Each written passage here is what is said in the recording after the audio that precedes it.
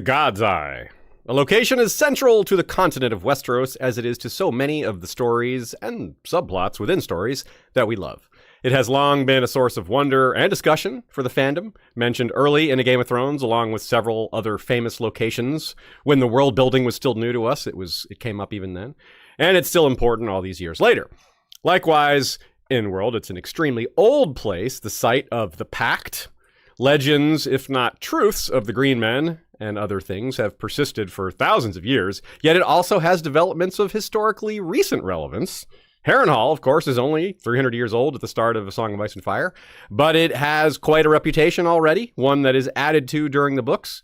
And we go back to the time of the dance, it's only 130 years old, during which we're privy to events that give Harrenhal some of that very reputation that makes it so compelling and dangerous in A Song of Ice and Fire. Only the North has a challenge to the God's Eye as the most supernatural of the story-centric regions of Westeros, if not any region of Westeros, arguably. But we have two canons to deal with here as well. Strictly speaking, the show doesn't change what happened in the book, of course, but it can illuminate the books in ways we hadn't considered or hadn't considered much. We've got ideas, basically. Fresh theories and changes to older ones, and perhaps some validation on a few others. The God's Eye is our destination. Alys Rivers is our tour guide of sorts. What can she tell us about the place, not just in words, but through her actions? Beyond her, we've got dead dragons, a castle cursed by the old gods and by dragonfire, a child of ice and fire, quite a few questions, some of which we won't be able to answer, but it will be fun to discuss. And to help us out with all that, we've got a special guest to break it all down.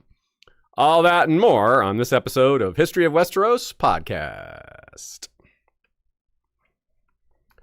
Hello and welcome back, everybody. It's another Sunday. We are back on our Sunday schedule now. In case you missed it, we were live streaming on Mondays, Wednesdays, and Saturdays during the season, but we're back to our familiar Sunday at 3 Eastern, and we still do game streams over on twitch.tv History of Westeros, where we're currently playing, in fact, King Daemon, not Prince Daemon, King Daemon of the Kingdom of New Valyria. Not King Consort Daemon. Not King Consort. No, Consort isn't even in the equation. It's not even part of the discussion. He is full king. That's right. And our special guest. Let's say hello, everybody, to the talented and excellent JoeMagician. Welcome back. Joe, how's it going? Things have been better. 15 minutes before the stream went live, my power went out, so we have a generator running outside, and before that me and Ashaya were on before the stream trying to make technology work. So basically I think the message here is we're delving too close to the truth, Aziz. The magic of the old gods is punishing us for trying to get too close to the truth. This is like the technology version of the ravens flying at people getting too close to the Isle of Faces and the winds catching. It's like we've gone too deep. There is we're gonna keep going. There is no other conclusion possible here. It has to be that. No possible explanation. That's what's happening here. The old gods are angry. This is our version of Harrenhal. I want to point out y'all are repping each other and you're close today. That's right. Yeah, we are a back and forth community. We all support each other, right? Yeah. Yes. Aziz is wearing a The Seed is Strong shirt, which you can get in the JoeMagician threadless shop. Yes, damn you right. can. Ours by Sanrixian. JoeMagician is wearing a Blackwood button down that I made for him and sent him. So you can't get that unless you ask me really nicely, I suppose. And maybe I would do something for you. But regardless, I made that and he's wearing it. And yeah, very nice. When you make as much Blackwood content as JoeMagician has, I think you That's true. kind of are owed a shirt like that in some ways, maybe not by you specifically, Shea, but I feel like he deserves it, I feel good that Shea is like the witch queen of the Blackwoods at this point. She's giving out merch to those who are worthy of it. Exactly. That's how these things will develop. It's a natural process, She seems like a Blackwood. Yeah. Yeah, Ashaya, you're a Blackwood. Yeah. I am. I do side with the Blackwoods over the Brackens overall. Red Ashaya Blackwood. Despite the acts of Willem Blackwood in House of the Dragon, I'm still Team Blackwood. If you have questions for us about this topic or about anything, you can email them to westeroshistory@gmail.com, or you can simply hit us up during the live stream if you're here live. Send your questions and we will discuss them on stream if we don't cover them elsewhere. Our trivia question, let's start with that before we get into the deep dive. Winter began in the year 130 on Maiden's Day. That is, of course, very early in the Dance of the Dragons, maybe roughly halfway through, because it wasn't that long of a war, really. And that winter lasted until well after the dance. How long was the winter, or what year did it end on? You can either say the length of it or what year it finished. Same difference, really. Or if you want to say both, that's cool, too. So, yeah, that's the trivia question. I will reveal the answer at the end, but the clues for it are come during the episode as well. If you don't already know, by listening carefully, you will find out as well. All right, let me really very quickly run through the sections of today's episode to get y'all primed for our discussion. We're going to start with a section called What's in a Lake, then Hinge of the World, Over the Rivers and Through the Woods, which Pieces Not Players, Aemond and Alice, Blood in the Water, Dragons to the Gods, A Son of Ice and Fire, and where there's sea smoke, there's, well, we'll see. As always, these topic, occasionally we have to cut a section because we go too long, so maybe one of those last two sections we won't get to, but I think we will. So we'll start with What's in a Lake, but definitely a reminder, there's lots of spoilers in this one, lots of questions, and it's a mix of show and book canon. So, yeah, this is the Supernatural after all, so we have lots of things going on. So What's in a Lake? Indeed, What's in a Lake? Ashaya's got the map of the area on screen. You can see roughly where the God's Eye is. You probably already know. It's in the middle, like we said. In terms of what type of lake it is, we're going to mostly stick to the supernatural, but sometimes the natural supports the supernatural, right? It could be volcanic, you think, JoeMagician? I was at first kind of maybe not downplaying that possibility because it doesn't seem like it's a very volcanic region, but I mean, maybe 10,000 years ago, even farther back, it could have been, who knows, like millennia ago, how it formed. Yeah, for sure. It definitely appears to look like one lake in particular, the very famous Crater Lake in Oregon, which was originally called Mount Mazama, a former volcanic mountain that exploded and left behind an enormous deep crater with waters up to 2,000 feet deep, which is about what we say for... Well, that's what they say about the God's Eye. It's an incredibly deep lake, very strange waters and construction. Also, it has two islands in the middle, the most famous one called Wizard Island, of course it is, which is basically the remains of the caldera, the volcanic upwelling that pokes through the top of the water level. And there's another little peak nearby called something like the Lone Ship or something like that. But basically, if you look at an island like Crater Lake, looks a lot like the God's Eye. It's an enormous thing. It's roughly symmetrical, has a central island that pokes up in the middle that has a weird magical name to it. And it would make a lot of sense because it seems to be that the children have power over earth magic in some way. And if you're talking about what would like waking the giants, and when the giants are like, bouncing around and destroying stuff, volcanism would make a lot of sense for what that would be. Like the Hammer of Waters being an ancient volcano that used to be in the center of Westeros. Yeah, you could kind of see that. That's how you would break land, more or less. I like it, yeah. I wouldn't be... Go ahead. I wouldn't be surprised, too, if George has heard of Crater Lake or been there in his travels. It's a fairly famous thing. And when you see it in person, you kind of have the same reaction to you do when characters look at the God's Eye. It's very strange. It looks kind of otherworldly when you're at the shores of it and looking down into it. It's even called like the Witch's Cauldron, that kind of stuff. So if you're talking about a real place in the world that George may have visited that may have been inspired, that would be a good shot. That's a great call. Yeah, absolutely. And I love the idea that it's got some magic to it, right? Like the children may have modified the lake. Maybe it was a crater or like from a volcano or maybe even a meteor or meteorite, something like that they expanded on. And now, of course, some of that could be very natural. There's so many, it's the Riverlands. The ground is softer in the Riverlands over time. That could cause it to sink. But that's probably not enough to explain how deep it is. And we have phrases like the currents are odd, so especially regarding the Isle of Faces, but not just that. So obviously the supernatural is in play. You already mentioned the Hammer of the Waters. That's a clear evidence that this sort of magic is possible. Whether they wielded it in this case or not is unknown, but it's certainly on the table. And of course, in when first men eventually arrived, it would be a relatively popular place because people are going to go settle around the fresh water, and a huge lake. That's a very straightforward place to go settle if you're exploring a new land and looking for places that will support life very well. Now, of course, Harrenhal and Harrentown, as we said in the intro, are very recent relatively. That's the long term. Is the God's Eye itself. The more recent is Harrenhal. It feels like it's done so much in its short time, but but obviously in the scope of history, it's pretty new, which I think is neat. It's gives the place so much scope of its history from far away to near time. What do you think about some of this about Harrenhal? I see you have quite a bit of notes here on this section. Me writing a lot of notes about Harrenhal? What? Yeah, this is crazy. I was really surprised by that, I gotta say. What? I was like, what? I'm floored. Who would have thought I wrote like several paragraphs about Harrenhal and the area around it? This is something that I noted in my video about Harrenhal, talking about the curses. And it is strange that there are basically no permanent settlements like thousands of years old anywhere near Harrenhal.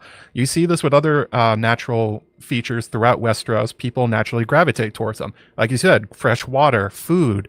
It's a defensive position, more or less, because if you get sieged, you have water right there. You can get access to it. You can even escape by water. It's a really good place.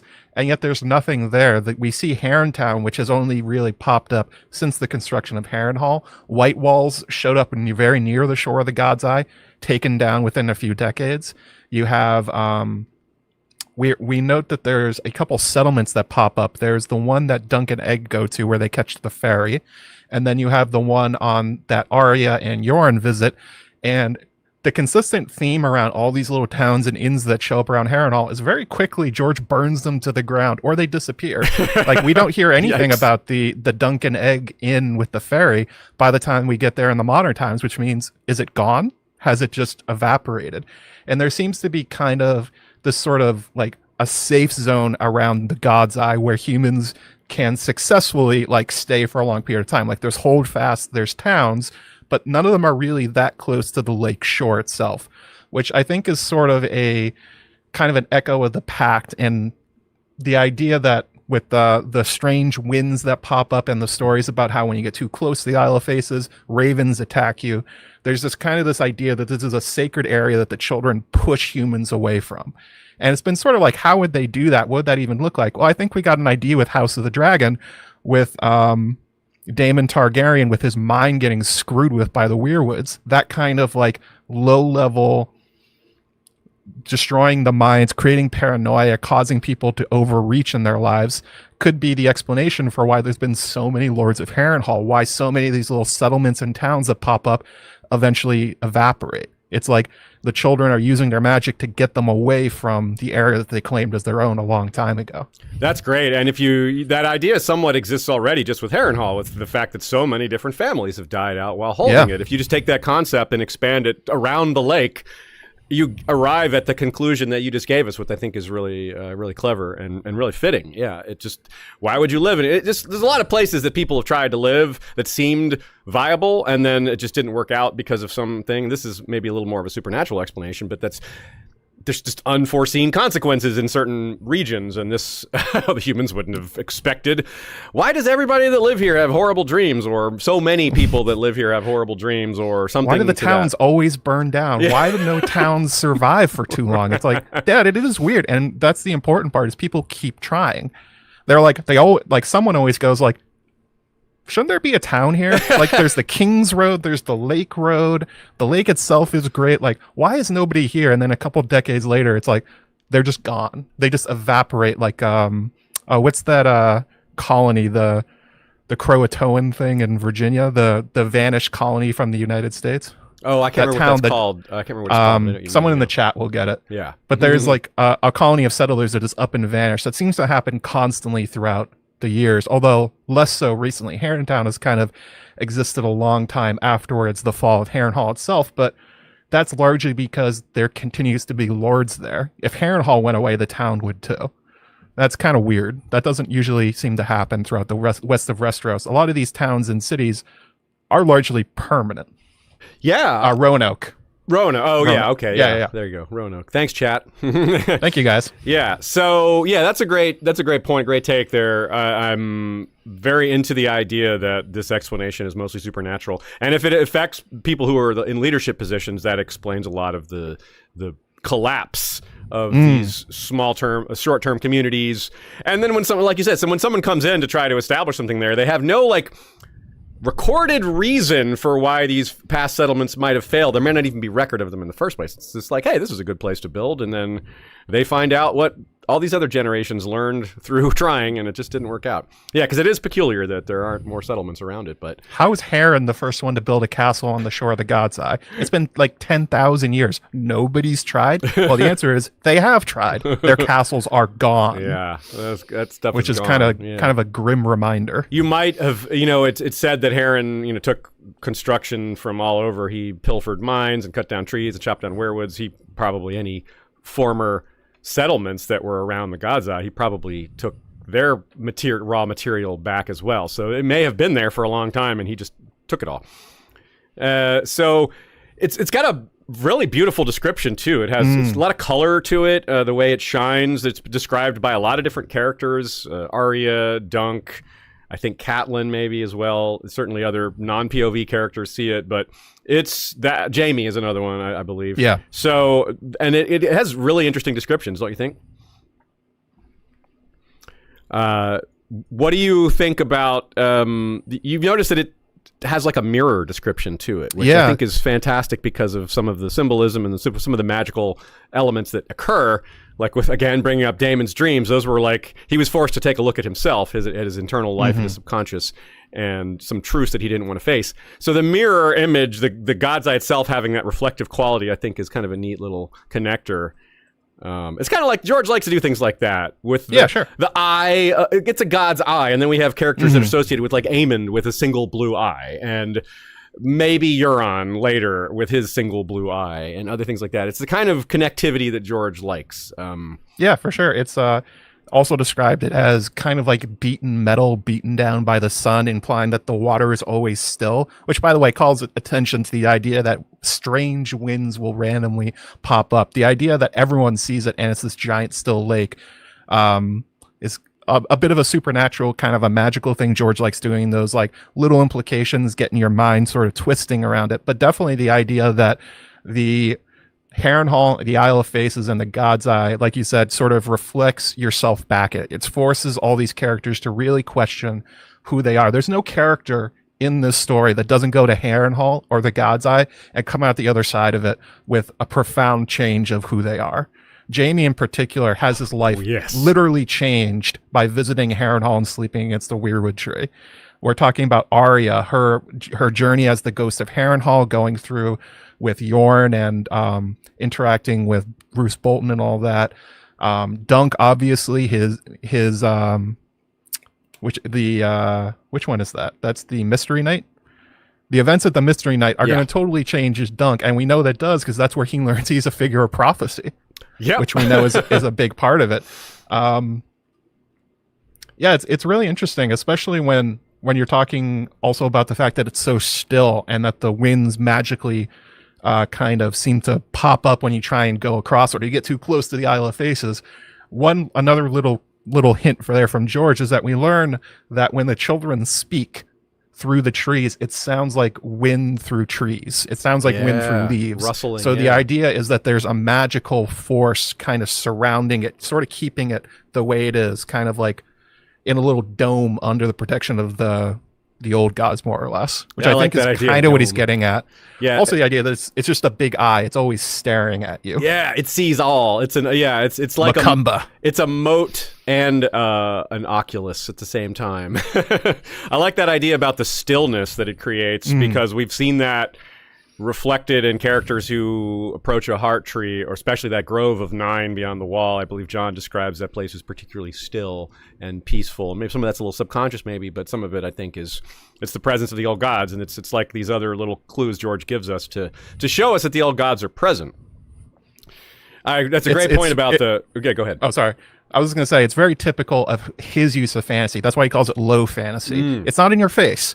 He's not literally coming out and saying, like, a children, like, waving his hands around and casting a spell, and then wind magic comes out and it pushes it away. It's like this little hint of this, like, weird thing that happens, and then kind of surrounds it with, like, you can infer that's what's happening, but he's not telling you. Yeah. He is really good at that, isn't he?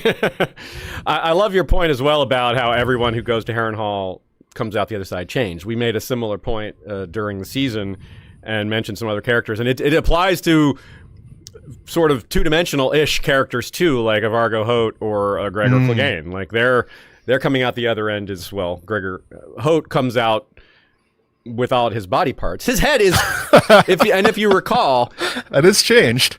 Jaime orders Josmund Peckleton to throw Hoat's head into the lake. So Vargo Hoat's head ended in the lake. Like that's a very full circle for him there. And Gregor, I mean, I don't know, like that dude has certainly undergone some changes, and now he calls himself a strong, or someone else calls him a strong. He doesn't call Interesting himself that he calls himself a strong, huh? He certainly is strong, but he certainly seems cursed by his time at Harrenhal. Like, everything has gotten worse for Gregor since he got here. There's a quote from the show, I think it was Lara Strong, that said, everyone that passes through the gates is judged in some way. And that seems to be something that Ryan Condal and his team is pulling from, a thing that's just true in the books. You walk into Harrenhal, there's going to be some crazy things happen in your life afterwards, or just visiting the God's Eye. Like, I think the biggest one, we'll probably talk about it later, is obviously Howland Reed. There's no one that has had a bigger impact from walking into the Isle of Faces than Howland Reed. Yeah, right. And we hardly even know what that was, but the implications, all the things George did around that event to imply that it was important. Yeah. Yeah, absolutely. you know, it's so fascinating to think about whether Gregor would have had nightmares, or if he was just so drugged up on Milk of the Poppy that he just kind of, you know what I mean? Like, exactly. He might have been more exempt, but there's a lot of people in the main Song of Ice and Fire series who stayed there, who you can try to think about who might have been tormented by Harrenhal more than we think. So far, the one possible exception, and it's only so far, is Roose. Like, Roose, he might be like the castle judged him, and they were like, whoa, this guy's too much worse than us. Wow, we've met our match. Or they might be like, props. They might be like, he's awful, but he's doing what the old gods want. Ultimately, like, they might be like, he's good in an old. They left him alone because he's a Bolton. Yeah.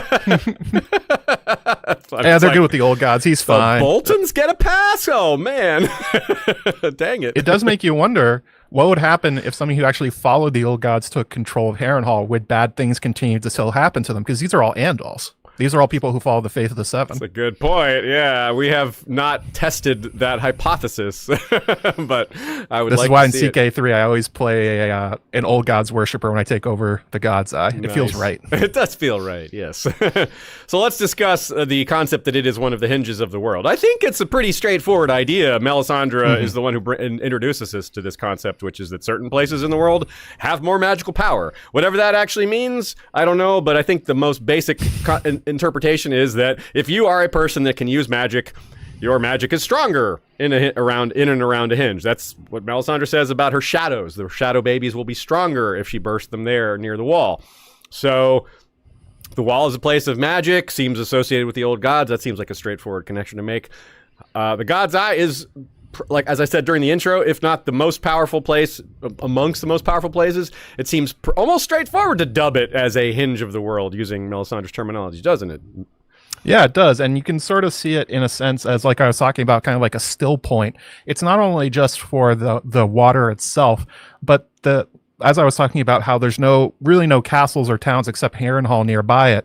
It's kind of like that scene from H.G. Wells' The Time Machine, where when he turns on the time machine, he stays in place, but everything around him changes. Like, history goes forward, he sees houses rise and fall, and it's kind of like the same thing for the God's Eye and the Isle of Faces. It's the same as it was when they signed the pact however many thousands of years ago. You walk into that place then and now in the current story, it's basically the same. And it's kind of like I said, sort of like a protection. There's like a bubble around this area where all of Westeros changes. Like, we even know that the Trident changes its route. We know that there was an inn you used to be able to fish from, and now it's like hundreds of yards away because the path of the river has changed. The God's Eye has not. Nothing changes around it. Kings rise and fall. Harren makes Harrenhal. He dies. Aegon shows up. The dragons have died. This is just, like a hinge. Everything else is moving around it, but nothing changes there. That's a great way to interpret the word hinge as part of that concept. I like that a lot. And it has, maybe its attitude maybe has shifted. If it's a defender, if it's a protector of that region, then maybe this is partly its darkness is explained by what it experienced during the time when humanity first came, and perhaps during the Long Night, when some of that energy may have turned darker, may have turned more vindictive or even cruel because of all the destruction wrought around it, all the heart trees not cut down on the Isle of Faces, but everywhere else in the region by people like Harren and by the Andals and whoever else. But that may not have diminished its power much or at all. But it's a possibility that it was even more powerful in ancient times when there were more heart trees in the region and less whatever else interferes with it. I'm not sure what that would be. It's also interesting to consider whether or not dragons existing in the world has an impact on it. Because obviously we know the concept, unproven but strong, that dragons are either a symptom of more magic in the world or the cause of it. But does that apply to all spheres of magic? Does dragons in the world create more magic in the old god side, or vice versa? What do you think about that concept, generally speaking, JoeMagician? Well, it's one of those things where there's been a long downturn of the children for many thousands of years.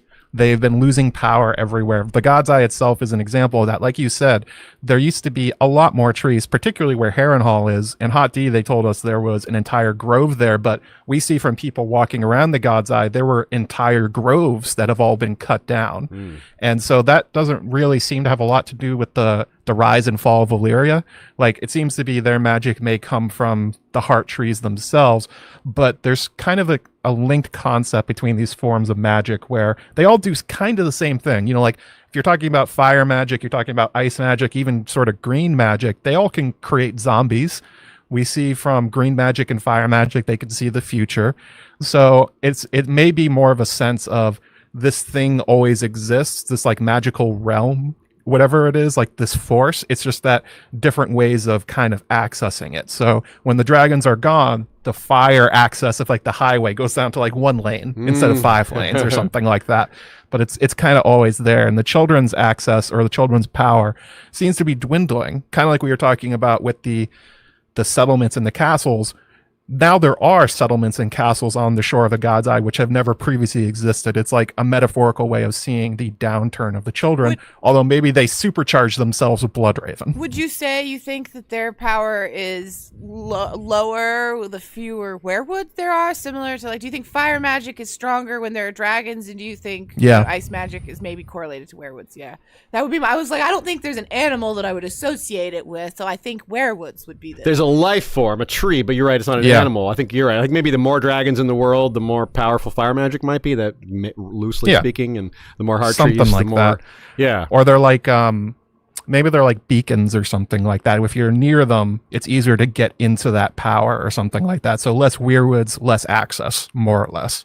That makes sense. That makes a lot of sense, and it would be impacted by other factors as well. If we believe that the old gods are empowered by blood sacrifice, which seems pretty well supported, then we have to look at certain other events that happened in and around the God's Eye to wonder if that's is like a way for them to feed themselves, to empower themselves further. If their heart trees are being cut down, maybe they're looking for other ways to continue to exist, thrive, have power, what have you. And that could be engineered sacrifice or forced sacrifice. Let's talk about what the difference between those two things are real quick.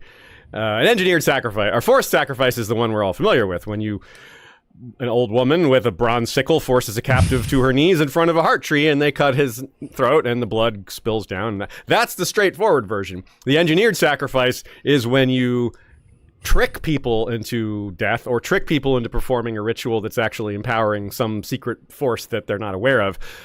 The concept applies here with the idea of, did Alice and or the old gods engineer the battle between Daemon and Aemond over the God's Eye? Which, did they want those dragon bodies? Did they want those that dragon blood? Was that count as an offering to them? Don't answer that now, but we're going to answer that later in this episode. So that's kind of want to set that up. So, but here, sticking back in the old times, lots of powerful beings from legend that seem to support this idea of the region giving power even to humans of the past. Like one good example is, well, the Pact is an example, I suppose. That's more of a combination of the first men and the children. But then Shara, the Witch Queen, Like, all we really get is this name, but it's a really compelling idea, isn't it? It's a kind of this long-term scheme or long-term theme, wrong word, of these kind of like magical figures finding their way to the God's Eye. Like, there's a lot of witch queens of Harrenhal. There's not that many. I don't think there's ever been a witch queen of Casterly Rock. Has there been a witch queen of Dorne? No. Nope. It seems to be kind of a way of coding magical people, sort of like green seers and skin changers, as they've kind of moved towards the background. There's this taboo about being them. Like, I think some of them, they get persecuted when they get found out. So a lot of these figures get turned into, witches or hedge wizards and stuff like that, when the actuality is we're talking about green seers and skin changers. So it makes sense that if we're talking about the place that is maybe the most holy and the most powerful, this hinge of the world, it would attract these people. Like, they would want to go where the weirwoods are. They want to go where their own kind are. And it makes sense that they end up here. Like Alice, you have Alys Rivers, the Witch Queen of Harrenhal, and then you have Danelle Lawston. Lots of magical women end up here. And I think it also makes a lot of sense that characters find their way here, because it's a lot of the Godswoods elsewhere in Westeros are, walled. They're taken up by castles. You can't get into the Winterfell Godswood. You can't get into the Storm's End Godswood unless you're a member of that house. These are sacred private places. The Godswood, the God's Eye and the Isle of Faces is one of the few places where there's a lot of weirwoods.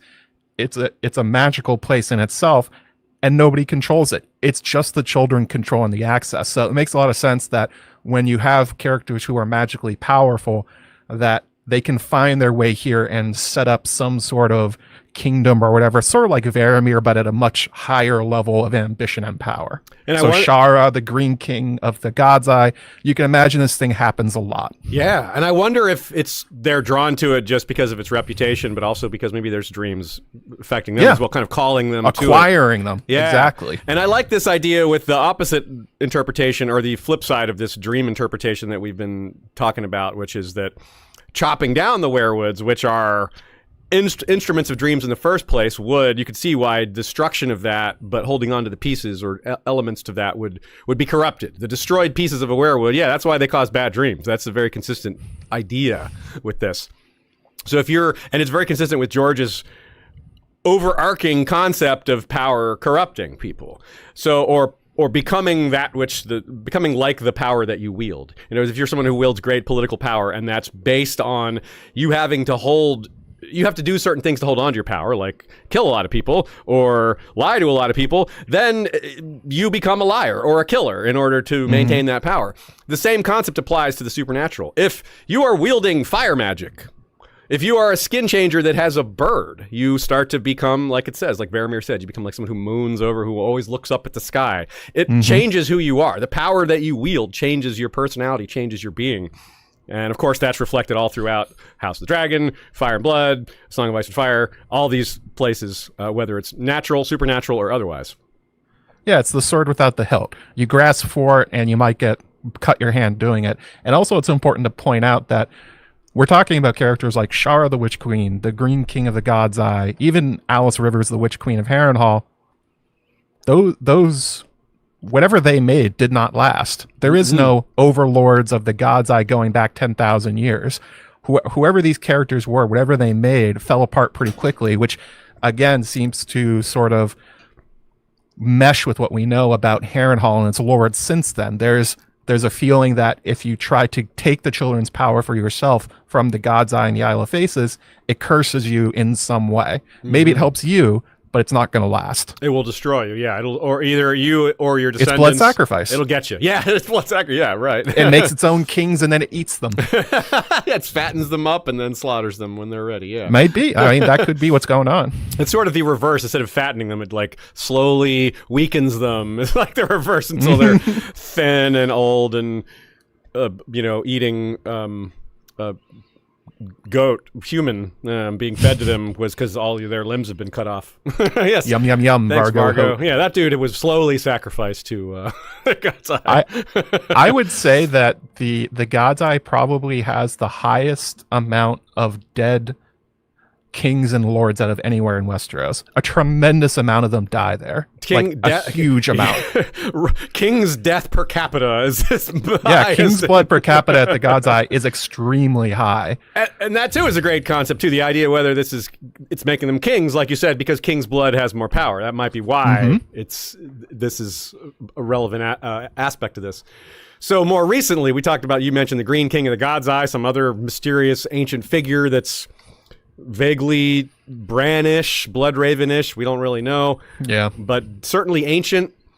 And then more recent characters like Alice, Danelle Loston, maybe Euron eventually, and Nymeria, meaning Arya's wolf, is in the region. And I think she belongs in the conversation a little bit because she's a creature of the old gods. She's probably attuned to some of the energies that are going on there. Maybe that's part of why she's a queen in her own right. I mean, even when we think about Daemon's vision, they had a shot from the perspective of a direwolf. Great there, point. right? That's right. So, I think you can't help but think of it. When I thought of if there was an animal that was correlated to old god's power, and I'd landed on werewood, the only animal I thought of was direwolf. Or obviously. raven, maybe? Yeah, raven. Yeah, I just don't think of them. See them as less correlated to their magic's presence. Okay. You know what I mean? Yeah, they're just kind of everywhere anyway. Yeah. I tend to agree with that. George has a real thing that werewolves and warging is like a special thing to him. He's written about it a lot. Werewolves come up in like 3 or 4 of his other stories. He considers them highly, highly magical. So it would make sense if those are more or less the avatars of the old gods, if there is one. Yeah, I mean, we have werewoods. I know it's spelled differently, but it is a werewood and like they're called direwolves, but like when you warg into them, you're right. It's not that dissimilar from the concept of a werewolf at all, especially when it comes to rumors and hearsay about them, even if you aren't actually transforming into them. There's so many similarities to werewolves, and he just thought it would be too on the nose to spell it werewolf. That would have been funny, yeah. So there's a lot of these things that these characters have in common. The use of blood magic, the possible use of skin changing, and the idea that a lot of them found themselves empowered with these abilities because of where they were born, like Danelle Loston, rather than someone like maybe a Euron who comes to the place because of its power, which may or may not even happen. But if he does go there, that's most certainly why. Or someone like Alice, who was probably born in the region and has just always been a part of it. But a lot of this power is associated with very dark things. Death, blood sacrifice. Like you said, the death of kings, the extinction of families. Why do the same powers keep appearing in this region? Because the magic is what it is. Like you said, it's like permanently locked in this way. It's the hinge that everything else around it changes partly because of its influence. It's like a black hole. It just draws in people and power and ambitious characters and then just eats them. Yeah. And this can help us understand a character like Alice a bit more, that she exists in this space and it is part of her as it is, in her or whatever, how you want to phrase that. So let's talk about that. Let's move on to Over the Rivers and Through the Woods Witch. How do we classify Alys Rivers? She's very hard to classify. Let's start with a quote from Fire and Blood. Who was this woman? A serving wench who dabbled in potions and spells, says Munkin. A woods witch, claims Septon Eustace. A malign enchantress who bathed in the blood of virgins to preserve her youth, Mushroom would have us believe. Her name suggests bastard birth, but we know little of her father, and less of her mother. Munkin and Eustace tell us she was sired by Lord Lionel Strong in his callow youth, making her a natural half-sister to his sons Harwin, Breakbones, and Larys, the Clubfoot. But Mushroom insists that she was much older, that she was wet nurse to both boys, perhaps even to their father a generation earlier. It goes on to say that she had stillbirths of her own and had been a wet nurse to many. That's going to be important when we talk about Aemond having a child with her, although we haven't seen that on TV yet. Probably will, but we'll see. The stillbirths are interesting in that regard then. But so she doesn't seem to be classified as like a green dreamer like Jojen, because like her dreams and visions seem to come from other places. She sees them in fires and streams and in clouds or what have you, or just hears them on the winds.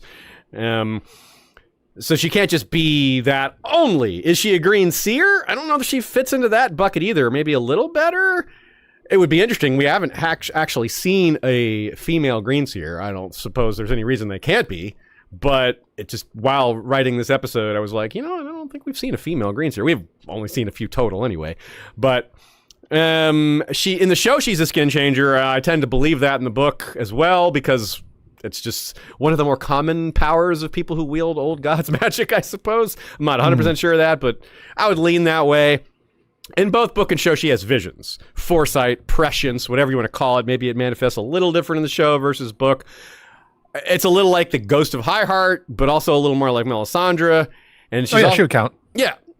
Ghost of Highheart, sure. green seer. Yeah, more or less. Okay, yeah, I would guess that. We haven't seen her do anything besides the dreams, I guess, but that doesn't mean she can't. I mean, which maybe that's enough. I don't know. And then she has this agelessness quality that's associated with someone like Melisandre, but also associated with the blood magic of reducing your age, which is more of a Danelle Lothston or even a Shiera Seastar thing. Shiera's only thinly connected to this stuff. She doesn't have any association with Harrenhal, but she is at least a counterpart magic user that we can bounce ideas off of and do some comparisons. Would you say the Ghost of Highheart isn't ageless, but is long-lived? Like, unnaturally long-lived? I don't know if it's yeah. To me, like, I kind of got the impression tricky. It's like she wasn't vain like these others. She wasn't she didn't do glamorous, but like she was pretty old. Yeah, she came to court with Jenny of Oldstone, so Yeah. that would have, and she would have already been old at that point. Yeah. Probably. She wouldn't have been a child, and that was like 70 years before the story started. So she's rocking 100+ years, maybe a lot more. Who really knows? It might be that she's what Alice looks like if she ever dropped, we're assuming some sort of glamour or whatever she is using to keep herself young. Maybe that's what she really looks like we saw on the show with Melisandre. Yeah. She took off the ruby and turned into an old crone. Yeah, that's what I figured is yeah. that all these, if you're ageless, you secretly do look like that underneath, and that Ghost of Highheart, for whatever reason, is just not putting on airs about it. She gave up on all that. She seems to have she seems to have given up on whatever she was trying to do. That Summerhall for her seems to be this kind of turning point where she's like, I'm out. I'm not trying to affect anything anymore. I'm going to go sit among the trees and listen to songs and just listen to stuff. Yeah, and that as well sets up a lot of our future discussion in this episode, is that what was she trying to do? The Ghost of Highheart had her own prophecy or thing she was trying to make happen, or make the Targaryens have happen. Alice as well seems to be on a similar track, and they could be on the same track, or could have tried to be on the same track. They could have been all seeing the big vision of winter coming in the future, and we're just trying to prevent that, or create the conditions for the prince that was promised, or one of these associated prophecies. So in our long ago episode on Alys Rivers that we did with That was a long time ago. Shakes of Thrones, that was many years ago. That was, I think I was on that one. you were, yeah. That's what I meant. We, as in all of us here. Oh, yeah. collective we. Yeah, You yeah, definitely I gotcha. were. Yeah, that was a great episode. I went through it quite a bit in preparing this episode, in part to avoid duplication, which wasn't hard. We talked about a lot of stuff there, but there's just, this topic is just so huge, so many different subtopics all kind of associated with each other. But she brought up a few things that I wanted to reiterate here that I think are really important. One of which is that most witches in Western literature throughout history have fallen into three categories that are very familiar to a Song of Ice and Fire readers: Mother, Maiden, and Crone. Right? Mm-hmm. Maiden is the seductive power. Mother is the similar to the evil stepmother trope, and crones have prophetic wisdom that can't be trusted.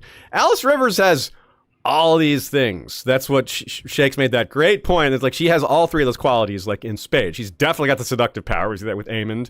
The mother stuff, she's going to be a mother, and then we see her do that kind of evilly after the Dance of Dragons. And then she's obviously filled with the prophetic wisdom that can't necessarily be trusted. That's the most obvious of the three, probably. This is very fitting given our attempt to categorize her just now really didn't go anywhere. Like, we finished talking about her qualities and we're like, well, we don't really have a conclusion here. Is she a green seer? Is she a what a woods witch? Is she? I don't know what to call her, but that's why she's given so many different names, because no one can categorize her, no one can classify her, and that's so George R. R. Martin. Like, she refuses categorization. She is just Hecate herself. She is just the goddess come to life or something like that, like the literal triple goddess just plopped into the world. That seems to be kind of what he's going for with her, because although I remember that Shakes did make the point that George often does not have his witchy characters only fit into one bucket. He usually gives them two. He'll kind of mix the two. Alice is so strange, like you said, in that she gets all three, and that she seems to kind of push. Not only does she have all three, she tries to use the power not for it's. In some sense, she does push Aemond, and we see Daemon to greater things, but eventually she does it for herself. And that's largely atypical for when we're talking about kind of these witch characters, especially if we're talking about like Shakespeare, which George often draws from, or different myths. They're often using their powers to help or hurt somebody else. They kind of stick to themselves. They're not really seeking power. And that's one of the strange things about Alice, and something they drew on in the show, is that her idea that she's playing a game. She's not like Maggie the Frog, who's sitting there just taking people's money and telling their future and going about their lives. Alice has a purpose. She has a drive in book and show for, we don't really know what that is. It could very well be the prince that was promised. It could very well be being directed by someone like Bloodraven or Bran. It seems to be Bloodraven in the show, but you never know. Could be either one.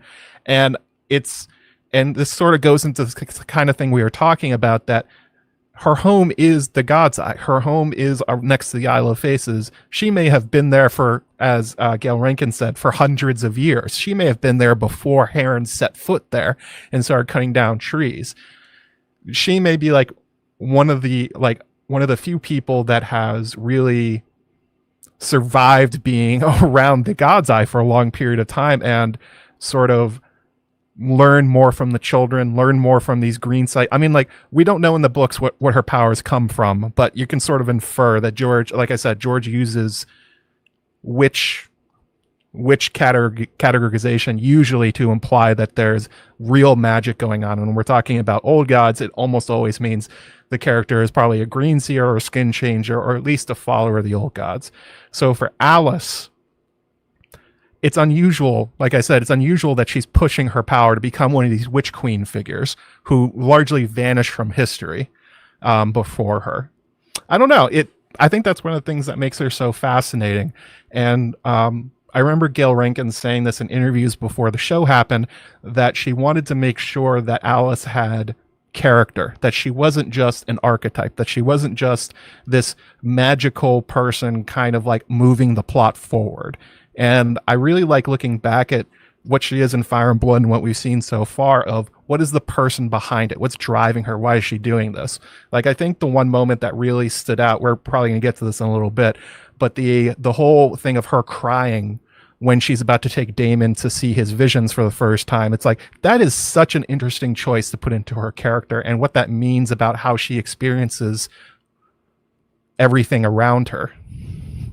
I agree. That was an interesting choice. I was wondering if it was the heart tree's weeping, so she's weeping with it. Is it just they're connected that way? Or if it's like, oh, it's like she's sending her son off to graduation. Something like that. I've molded him, I've taught him, and now it's time to... And eventually, send him off to his death, and his role in the story. We also, one other thing we discussed with Shakes of Thrones was George's penchant for associating rivers with magic. We've got Rhoynar are the best example of that. In super ancient culture that used water magic. There's still some glimmers of that in their descendants. And, well, characters with the name Rivers, that fits in pretty well. She has that quality that she shares with Bloodraven, in that her magic seems to maybe not be purely of the old gods. Like glamours, I'm not sure that glamours are a power gifted by the old gods. We're not, like, that's... Certainly, there's two examples of people with old gods magic, Alice and Bloodraven, that can glamour themselves. But he uses the Moonstone. She doesn't appear to have any magic. I looked closely. There was no magic stones on her when we were looking at Gail Rankin. She's got it wedged somewhere you can't Yeah, see. It's hidden in her hair. She's got long, Yeah. dark Oh, there it hair. is. Look for big earrings or something she's wearing. No, it's like Pulp Fiction. She had it the only place she could think of to keep the Oh, good God. keep those Andals will not get their filthy hands on her moonstone. Yes. Also, to go to your Rivers point, the idea that her name implies it, also the house that she doesn't claim to, but people assign her to, obviously the Strongs, with their sigil being, yes, on your chest right there, the 3 forks of the trident. So it leads into it in multiple ways. George is telling you that this is a character heavily associated with the different forms of magic and like their convergence. The blue magic of water, the red magic of fire, and the green magic of the old gods. There you go. Or The blue quick and magic dirty of version. ice. Sure. Oh yeah, even that. That's better. Yeah, let's go with that. Yeah. So it's hard to say with her in both cases. We have an incomplete show picture of her. We have an incomplete book picture of her. So that just also adds to the general mystery of her. We have no idea how she ends. We have no idea whether she just like skedaddles off screen and disappears. We have no idea how she begins or ends. That's true. Yeah, her story is as permanent as this region that she's Is representing. she even a Strong? Who knows? Maybe she's always just been Alys Rivers, and this claims to be a member of whatever house is in charge of Harrenhal. She's like, I'm not as strong, but they are what I am. They came from me. I didn't come Ooh. from them. Ooh. It would be interesting if she was like one of the few immortals in the world, like an actual one. Ooh, yeah. I like What if that. she's Shara? That'd be crazy. Oh, she is. She's still been alive. That's thousands of years old. Wow. So, yeah, and that's that the would be thing. insanely old. You're right. That Right? would be a crazy length of age. That's like I don't think people George who- would do that, but in Yeah. other stories, you could definitely see that being true. That's up there with people who think Cold Hands is the Night King. It's like, well, that's a thousands of years old corpse been walking around, or at least laid there for a while and then got up again. I don't know. Either way, another point to make here is, It's kind of nice to think about there being some sort of like secret tradition, heritage of witch queens that like Alice is Shara's granddaughter. Like hasn't even have to be like, like if they each live 300 years, then she could not be that far removed theoretically. Anyways, there could be a connection, I guess. Yeah. It's not the craziest thing. It's not the craziest thing, for sure. Definitely not. It's not crazier than a lot of things we hear in this fandom. But we need to remind ourselves that, Alys Rivers, we're talking about what kind of magic user she is, and you brought up her character via that Gail Rankin quote, which is great. And just because someone wants to defeat the others doesn't make them a good person otherwise. Like, that is a good thing, but otherwise, like, any selfish person wants humanity to continue because they're part of it, Like, even the most flagrant narcissist would want the others to be defeated because that means their life ends too. Like, maybe they only care about their own life, but they're included in that Yeah, equation. I feel like that's a tale as old as time, really, is someone just someone saving the world, but still they're a jerk and an awful person and all of these negative things. Like, you can... Oh, Stannis. Oh, sorry, what was that? What was that? Weird. A person that they're going after the prophecy. Like, the show's version of Daenerys turns pretty bad, and I think we're gonna see Rhaenyra take a dark turn too. Oh, I mean, in the show, a book she obviously does. Well, There is one she kinda notable starts exception to dark what and you just said, gets though. worse. Oh yeah. Cersei Lannister in the show. She's like, screw humanity. Like, everyone can die. I'll yeah. be queen of the ashes. You're right. There's always someone. Euron maybe is that version in the book. They gave it to show Cersei stole that from Euron, right? Oh, there we go. And of course, she has the child with Aemond later, which we're going to talk about on and off. It's just a great story for many reasons. One of which is it's a much different angle potentially on trying to create the Song of Ice and Fire child, like Bloodraven did or is a representation of himself or Rhaegar. And again, this is that engineering concept again. Are you engineering a Song of Ice and Fire, or are you fathering it directly in Rhaegar's case? And again, that makes it different to see a woman in this role, because she could be the mother of a Song of Ice and Fire, which is a much more intimate connection than Rhaegar fathering children and hoping one of them is the right one. Like, the mother, you obviously have a closer connection, especially if you're a magical woman like Alys Rivers. It makes a lot of sense. It's sort of framed in the lore, and if you think about the Targaryens, they always get it wrong. They touch a prophecy, it blows up in their faces. Why wouldn't that happen to followers of the old gods? Why wouldn't they get it wrong sometimes too? Just because they have the power of the Weirwoods doesn't mean they can understand their visions the same as everybody else. if Alice thinks the child of prophecy will come from her and Aemond, wouldn't that just put her right into the line with all these other characters who interact with prophecies? Like, True. I was talking with Girls Gone Canon. We recorded an episode last week, and we were talking about this and the idea that Bloodraven was like contacting Daemon through that dream, if he actually did it, if he was like trying to talk to him.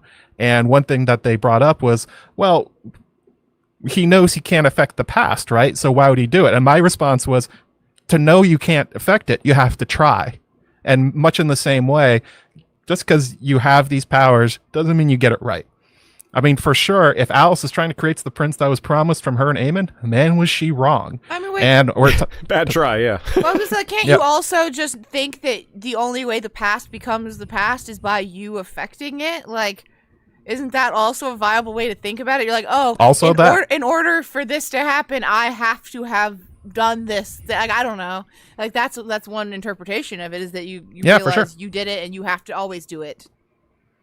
And if you have this sort of non-linear view of time, it might not even seem like the past. It's, it is just, I don't know how to frame it. We humans don't have words for such things, but it's hard to, like, that's the reason the entire quote from Bloodraven trying to explain it to Bran is so confusing. He's like, oh, well, time is a river. You're just kind of stuck in the middle of it. It's like, what would that even be like? Yeah. To see it's like Dr. Manhattan. It's like trying to think on that level. you can't explain it. You can only get close to it through metaphors like that, and even that doesn't quite get you all the way there. Yeah. So talking about this line from the show that Alice said that they're both pieces, not players. She tells Daemon he's a piece, and then says, "Yeah, me too, by the way." And I assume she would say that to Rhaenyra. Yeah. Just I think she'd say that to any human. any human. I think she would say that too. I agree. But I think this is basically reflected in the books as well. It's not openly stated, but yeah, they're pieces, not players in that sense. I think that's almost straightforward if you think about it. But who are the players? Is this just the same question that we're always asking about who are the old gods? And are they the Green Seers, the dead Green Seers, the Werewood Network? Is there something beyond that? That which will be Bloodraven and Bran in the future, which the future's in quotes here, given this concept of time that we're playing with a little bit. So actually, that would be my question. Yeah, if we're saying the dead Green Seers are players, does that mean Bran and Bloodraven are in fact players? And like, or are they not yet players, or is yet not an appropriate concept here? It gets really that's kind of my thought. Is like, if anyone has more control and is moving pieces, it's them. And if we think the dead Green Seers are that, then they're just the alive version of that. So they're just like, I would say, I mean, I guess they're human, but they're like, supernaturally human. So I would say perhaps she wouldn't call Bloodraven and Bran pieces at the point that they're in the tree, but when Bran was like on his way up to the wall, he was still just a piece, right? A future player. Yeah, for sure. That makes not sense. yet realized player. I like that, yeah. And I also want to try to wrap the Green Men into this, because they're just interesting. They're even more mysterious than the Green Seers. Their only existence appears to be around the Isle of Faces. To me, my headcanon for them is they're the keepers of that bubble that we're talking about, that stillness, that old god's moat in the region. That's their job. They're the ones who control the winds and send the ravens when someone tries to get close. Unless they're in the club. Like, there doesn't have to be only one tree where somebody is sitting in a Weirwood throne. Why couldn't there be one underneath the Isle of Faces, underneath one of these trees? Sure. There could be a cave under there. Makes a lot of sense. Like, Grey Hair has that theory that Daemon ends up being one of those figures, which they fish him out of the water, then they put him in. And as for the Green Men, this was really interesting. You guys saw the behind the scenes work that they did on the Green Men, right? For the guy that showed up in it, where he looks almost like a dryad. I did not see that. Oh, did you see that, that somehow? From what? From the behind the scenes the prosthetics video that they put out, where they showed what the Green Man looked like. Was that from the Adam Savage video? No, it was one they put out on their main channel. It was like a 5-minute prosthetic things, but they flashed 2 times the Green Man himself, and he looks almost like a green White Walker, and they gave him like the horns coming out of his head. So it was less like talking about the Green Men. There's 2 versions we get. First one's Old Nan, where she's like, these are just like weird mythical kind of green creatures, like maybe like a kind of the children of the forest. And the Maesters tell us they're just priests or hermits, more or less, or monks, and they just wear antlers and they wear rags.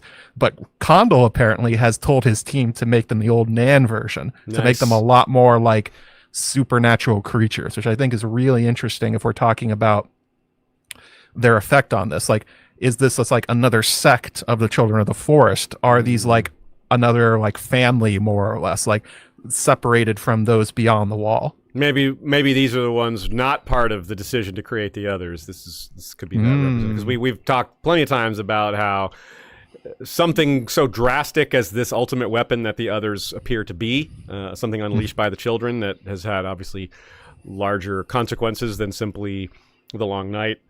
Not all the children might have been up for that plan, you know. Yeah. And these ones look distinctly different from the children we saw in the show. Like, those look like largely teenage girls, more or less. Yeah. This guy looked like a full-grown man who has been like turned into a tree over time. Ooh. What color were his eyes? I think they were green. Okay, interesting. That's cool. Yeah, I'm gonna have to go back and watch that. I missed that somehow. It happened while we were stuck in the airport. Oh, yeah, we got stuck in the airport coming back after episode 8. So we got caught up in that Delta snafu, or the outskirts of it, not when it first happened. But yeah, we were at the Newark airport for almost a full day. That was not great. But anyway, so the implication that the old gods are steering events is getting back to this pieces, not players idea. That's the whether we've identified the players correctly, that's the implication she's making, that she's helping them steer greater purpose. And so is Daemon, if he gets on board, which he by the end of the season does. In the books, it's kind of a mysterious turn for Daemon, right? He knows he's going to die when he faces Aemond alone, but why does he decide finally that he needs to sacrifice himself to do this? Because before he was trying to team up with Nettles. That's the sensible act of a person who wants to survive this war. And then obviously Rhaenyra turns on Nettles and kind of turns on him. I don't know that it'll go that way in the show. We'll see. We'll just wait on that. But my point is, he changes from a man who was pretty loyal to Rhaenyra in the book to someone who kills himself to take out their biggest foe, knowing he knows that's going to happen. Aemond doesn't necessarily realize they're both going to die, but Daemon certainly does. That's my interpretation. And when we get there, you can disagree or agree. But for now, in the show, we already have that. Season 2 shows that Daemon was a man not on Rhaenyra's side fully, to sort of on her side. Episode 7 kind of had him realizing that he should be on her side. Then episode 8 had him going even farther, realizing, oh, not only do I need to be on Rhaenyra's side, I need to die for humanity, or I'm going to die for humanity.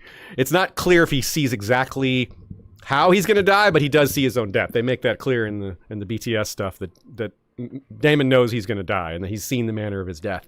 So he had been a kind of selfish, ambitious guy, so this is a big change for him. In the book, it's not quite as overt, this selfishness and ambitious stuff, but it's there.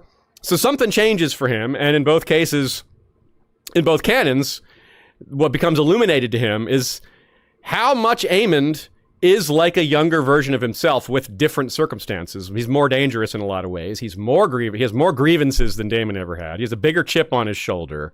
Might be more of a psycho, and definitely has a bigger dragon.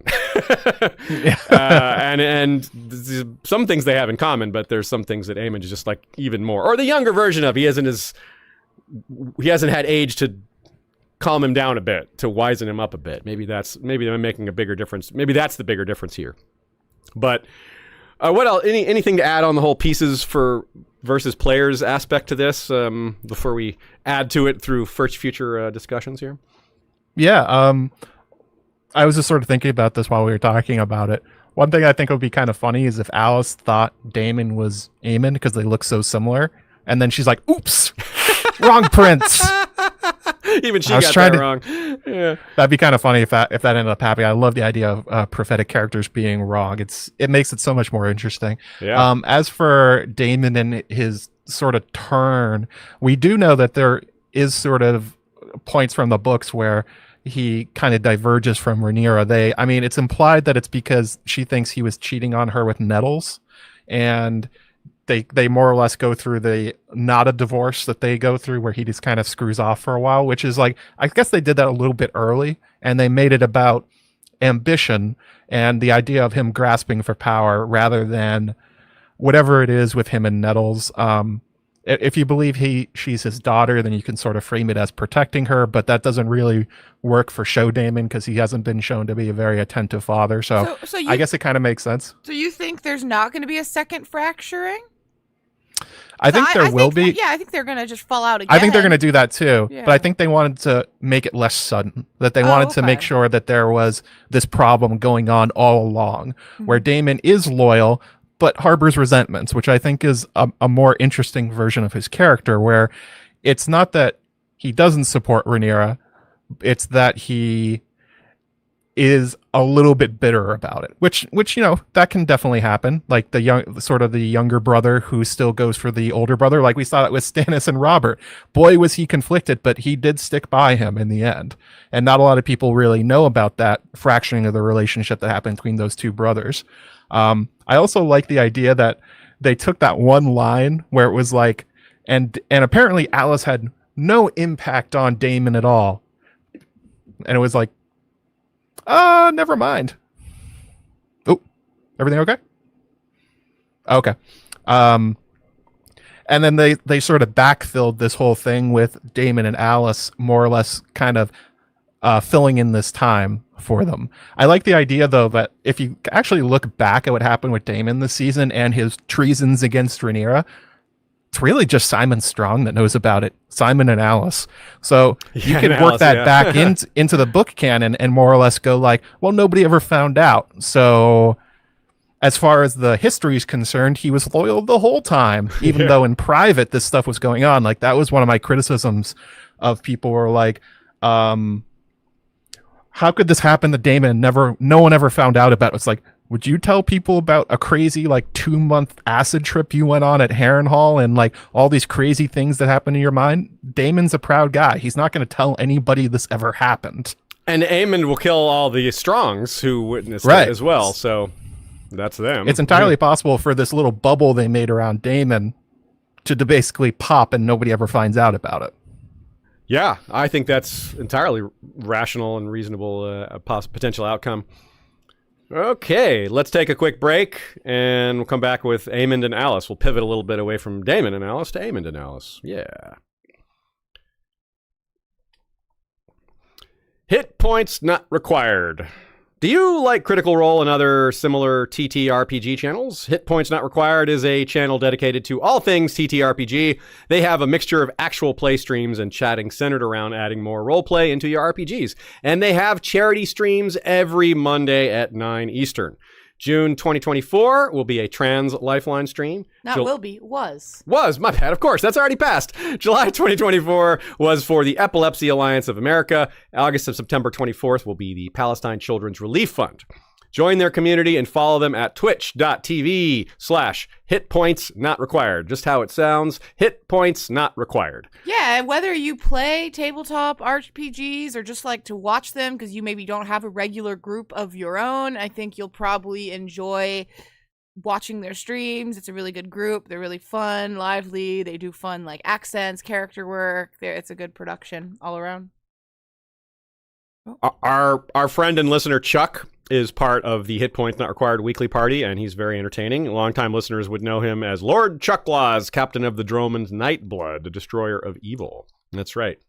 He also printed the huge Michael Clarfeld maps that are behind us. You see the racked up. He built he got us the frame and all this other stuff. So, yep. And Ashay, you're wearing a costume. Yeah. Next weekend at DragonCon that he designed. He printed that's very on point here today. Yeah, he built a bunch of Muppet Tully costumes, Oscar Tully, Grover Tully, Elmo Tully, and Kermit Tully, and I will be in the Oscar Tully suit on Thursday for the Muppets photo shoot and Saturday for the World of Ice and Fire photo shoot.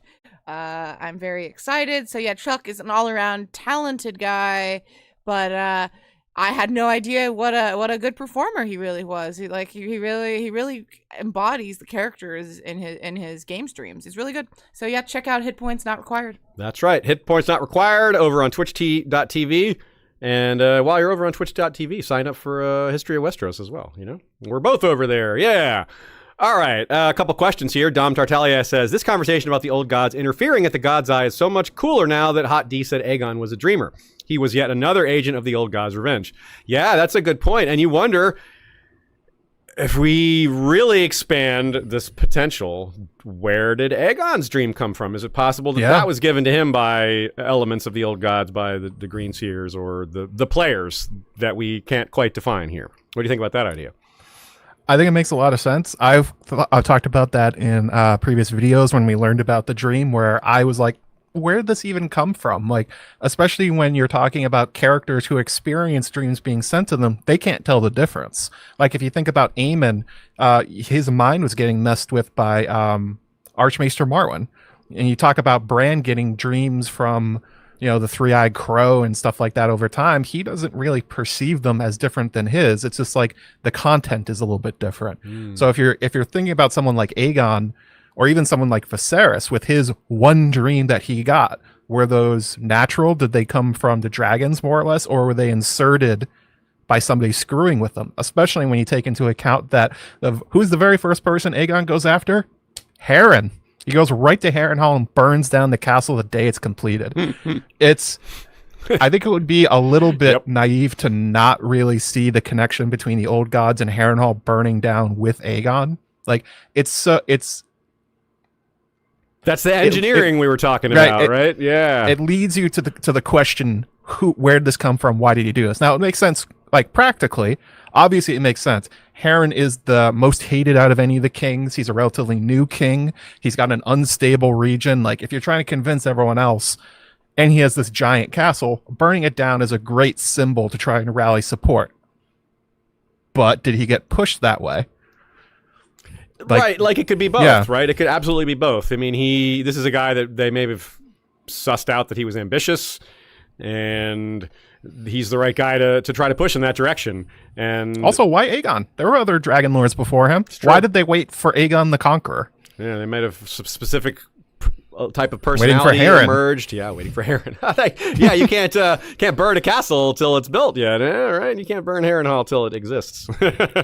Exactly. Those guys, they may be outside of time a bit, but they still know what order things have to happen in. Yeah. It'd be interesting if that's something. This is something I talked about a lot with Girls Gone Canon. Is like, we haven't seen a lot of evidence of Bran really going back and doing stuff except for him talking to Ned. That's really the one thing we've seen, and also Hodor. It's like, it'd be interesting if he sort of like pulls back and it's more Bloodraven that decides, I'm going to be the one that makes all these things happen, and like goes back through history and starts pushing people, and different Green Seers are like, all right, that's Brendan's thing. He's doing that. This is my job. We all have our roles here. Yeah. Yeah. Dornish Daymas, could we count Mother Mole as a Green Seer? I probably wouldn't go that far. I probably may say Green Dreamer, because she has dreams, but I'm not sure she's shown any other powers. She has a weird mask, doesn't she? Yeah. So maybe she's getting dreams. Straight like even Jaime, who has no Green Seer powers, he goes to sleep against the Weirwood and he gets dreams from the Weirwood. So yeah, I would guess just wearing Weirwood would probably artificially give you dreams, more or less. Like even Daemon, he's not a Green Seer. He has no first man blood as far as we know. But you got a weirwood bed. Yeah, sleeping on a weirwood bed and touching the tree is apparently enough, but he doesn't have them on his own, like Bran, who's just kind of walking around and they're just going into his head. And Theon had one singular, like really vivid, in the weirwood bed, though, right? In Ned and Kat's bed, which I don't think they said it explicitly it's weirwood, but it's headcanon. He also goes to the Godswood a lot, so I guess it makes sense. It does, yeah, totally. D-Cell says, could humans and children of the forest have long-lived offspring? Yeah, I've wondered about this too, because you'd think that any cross-species hybrid would have qualities of both, and some would have longer lives, potentially. There's a long-running theory that the Crannogmen are an offshoot of the children. Maybe they have some children blood in them because of their occasional green eyes and stature and other things. And there's theories about the Nothi having a relation to them with as well, their golden because eyes. of the Ithakevron being an Essos. It's not so far from, like, whether they're not, like, more of them being an offshoot related to the Ithakevron, which are probably just children, but maybe a slight variant from children. You know what I mean? Like, Yeah. there could be differences. Just like how we have some different races of humans in Westeros, you know. Why not have different? Yeah. Yeah. I mean, and for all we know, there are different subspecies of children, different races of children, even all just within Westeros. Like the Green Men concept that we brought up a minute ago. Yeah, I have always just considered the Green Men as being like related to the Children of the Forest, and they are kind of, when I think of a marriage between humans and children, I kind of think of Green Men. Part of the pact could have been, yeah. Well, Could let's see if be. we can also make species that are between the two of us. Yeah, like another way of bonding, of growing closer together. It's a great concept. There's also the Umbers who say they have giant's blood.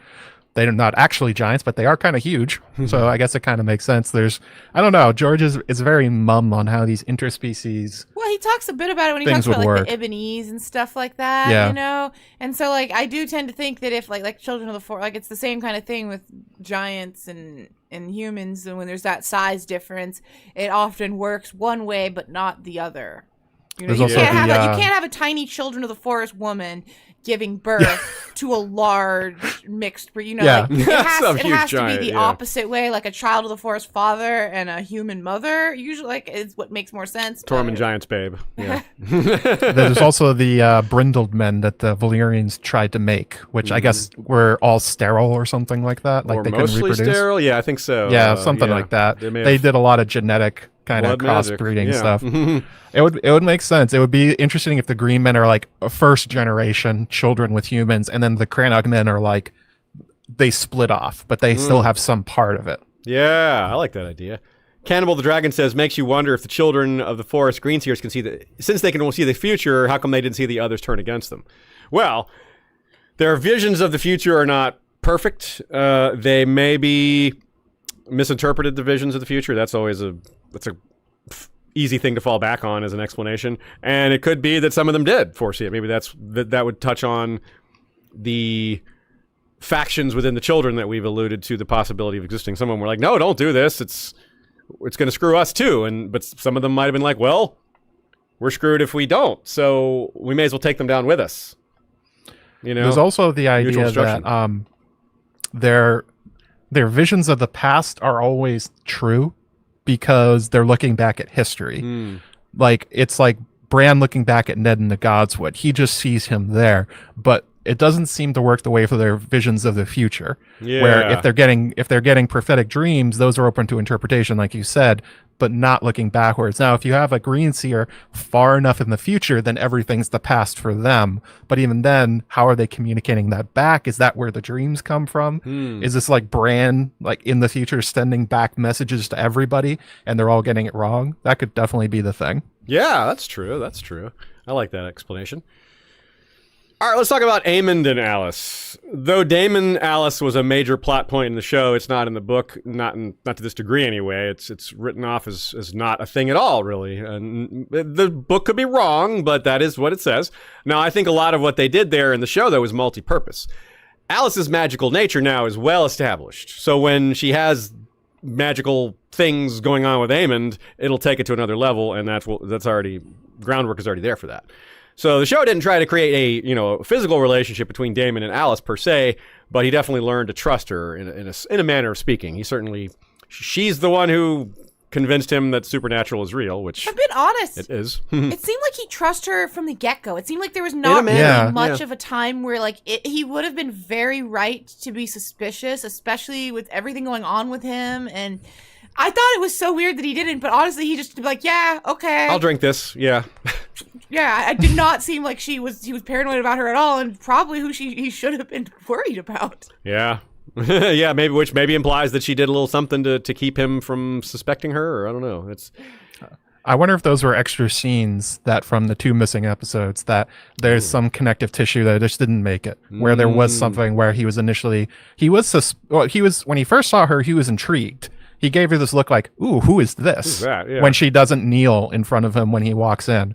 And yeah, you're right. Afterwards, they basically smash cut to him being like, oh, I trust you. But it's also, he does that after she starts basically reading his soul back to him. Yeah. It's like, maybe that's what you're supposed to read into it, the sense that this is somebody that he feels understands him, so he feels more comfortable right away, which would be an interesting trick of the Green Seers if they get people to like them very fast by understanding them at a deep level ahead of time by reading their thoughts. There may be a little bit of societal or internalized or both misogyny there too, that he just doesn't see her as a threat. You know, he's only worried about the men, which is foolish, but it's a possible explanation. So the book purports to suggest that Alice didn't have much effect on Daemon at all. I'm not against that being true in the book version. I just am open to being more there that the Maesters couldn't know about. And yeah, how could the Maesters know if Alice did magical things to Daemon? Yeah, we wouldn't know that. But how would we know? But on the other hand, we do all know that all this stuff was Aemond. So they were willing to put that in the book. So there were witnesses other than Alice for Daemon versus Aemond, their dragon duel.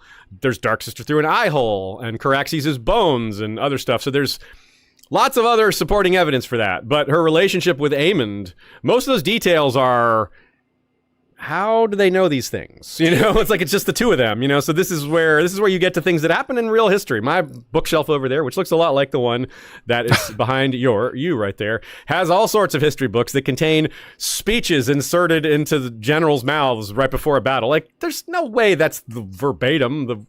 No one wrote that down. No one, what, are we supposed to believe people remembered it word for word? Like soldiers? Just like writing it on their arm as it's happening? Yeah. My question is, do you think it's possible there is, I still think what you're saying is absolutely true and explains maybe most of the discrepancy even there, right? And just like what they showed, like the Maester just chose to fluff it out, right? Yeah. But do you think there's a potential that either Aemond or Daemon or Alice was more or less likely to talk to a Maester about what happened?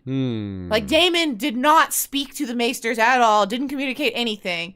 Aemond did have a couple conversations with them for whatever reason, or Alice decided to let everything spill about this Aemond thing and nothing about Daemon. It's possible. You know. I mean, it's possible. Yeah.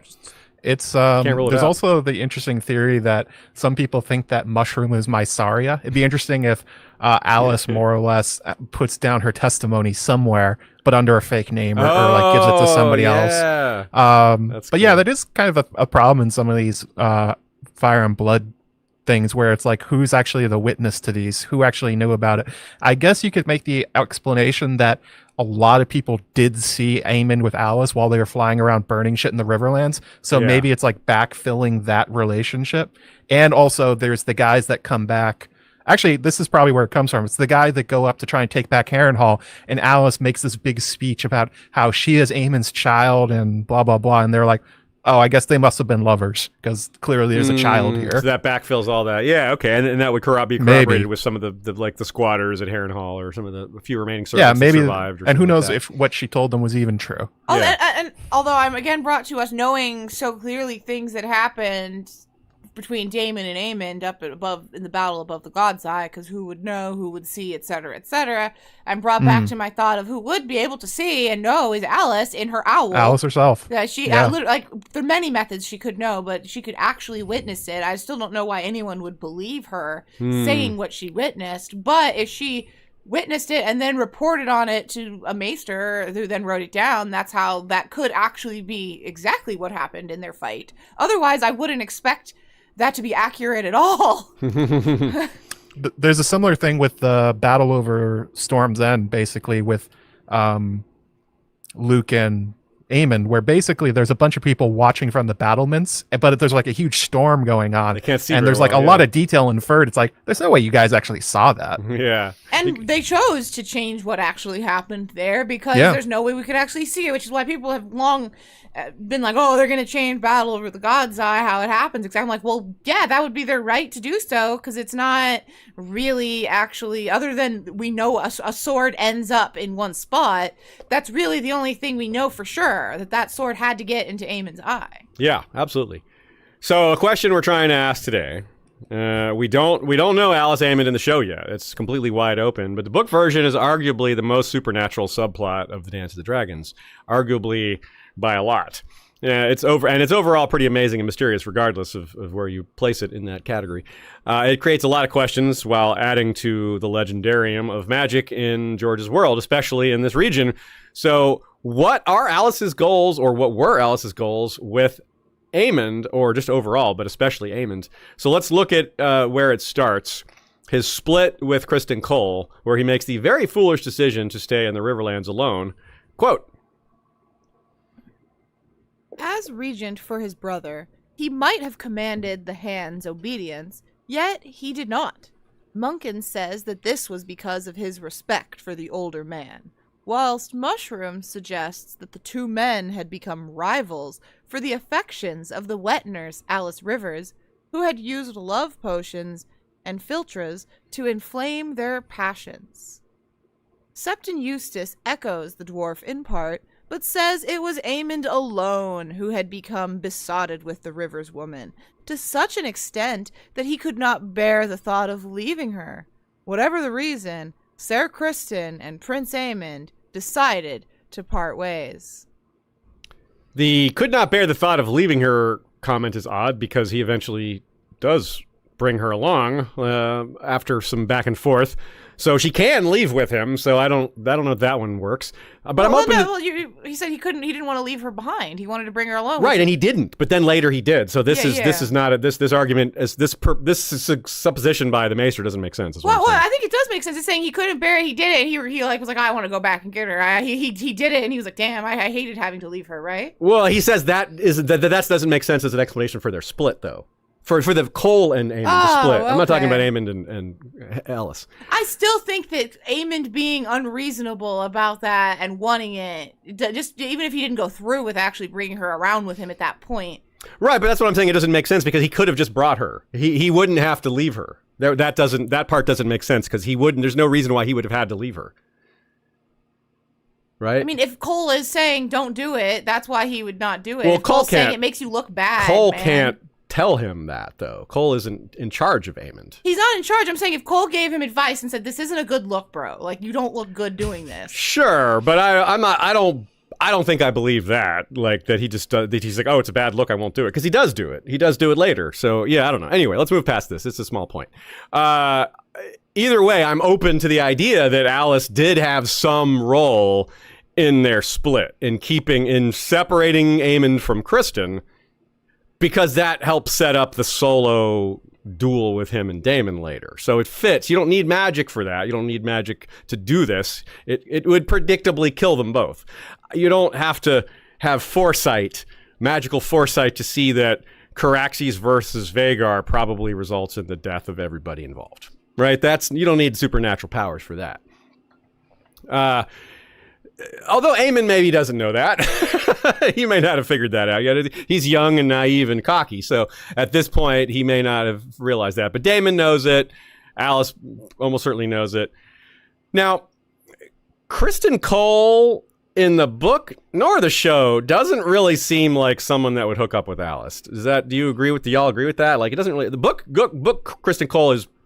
I view him as maybe quite possibly the like, no knight, no Kingsguard should ever have sex ever type, like, which is different from his show version. Or he's more like this book version, which is just hung up on Alicent. Either way, I just don't see a relationship with Alice. Yeah, the Cole thing doesn't seem to make a lot of sense, but definitely the Aemond part, they've set up already that he's into older women, and that with the what's her name, Sylvie at the brothel, that they're going to use that to sort of inform whatever attraction there is. I'm guessing that what they're going to do is they're going to have Aemond and Cole are already on the rocks because Cole knows he's been sent to his death. So you don't need Alice to push them apart. But what we may see end up happening is that, much like Alice messing with Daemon's mind, actually getting him back together with Rhaenyra. That's the end point of the whole thing. He was splitting apart, and then he comes back together. She may have a role in just making sure that the Greens part in front of him. Like, they don't have a chance to get back together, that she either reads his dreams like she does with Daemon and uses that, or just, like, uses simple politics to be like, these two don't like each other.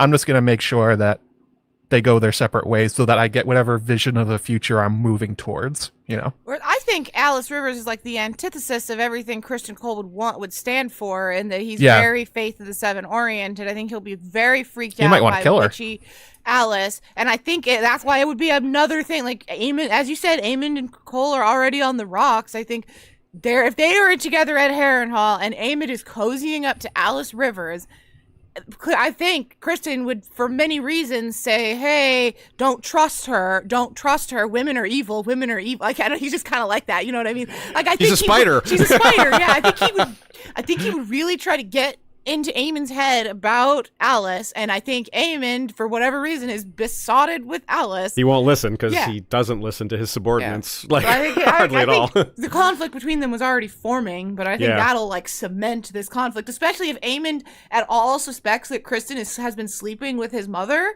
which I don't know that he does, but if he found out or suspected or had any reason, I think he would kill him. I think he probably would kill him too. So that's why I don't think Aemond can know or would find out. But like he'd be like, "What a hypocrite you are!" to Yeah, say that. and there is a way he could find out. Gawain could tell, maybe that's the potential suicidal. leak. But I don't think Gawain would do that. But who knows what'll happen? And Harrenhal does weird things to people. Who knows what dreams they'll have? Yeah, you're right. I kind of don't picture Kristen even having dreams, like even being on their radar enough to like target him. But like I'm kind of Don't like care, he just closes his eyes and he wakes up the next morning. Yeah, He he's never- not important to them. He's like a golem. We care about player. We care about pieces. He's not even that. Yeah. He just logs off and logs back on into life.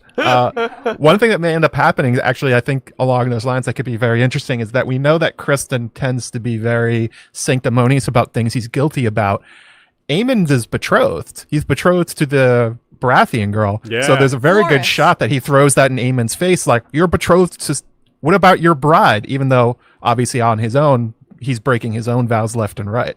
Yeah, I think he would bring up the fact that he's betrothed, and when he would like, I think there's many arguments Kristen would have to why it's a bad idea, and I think he's right that it's a bad idea. Aemond has a If this gets ready-made. back to the Baratheons. Aemond has a ready-made excuse. Like, the Baratheons haven't done crap for us this whole war. What do we need them for? It's like, well, Kroll's like, yeah, but what if they're on the other side? Like, they could go against you, which we know that's not going to happen, but Obviously, yeah, they never go through with it, but yeah. Oh, they're still expecting Boros it. just hangs back, yeah. This is a good point. Dornish Dame says, I can see Alice freaking Kristen out by knowing all about his relationship with Alicent, which also brings me Absolutely. back Yes. to what we were talking about is all the different scenes that have happened in front of the werewood. And the scene Yep. with Kristen and Alicent where she, like, absolves him or whatever, and he is going to commit suicide is in front of the Great idea. werewood. She scares so she him. saw that. That's a great idea. Yeah, just like telling, because she did that with Daemon. Like, it's a shame you never met your mother, like, oh, wait.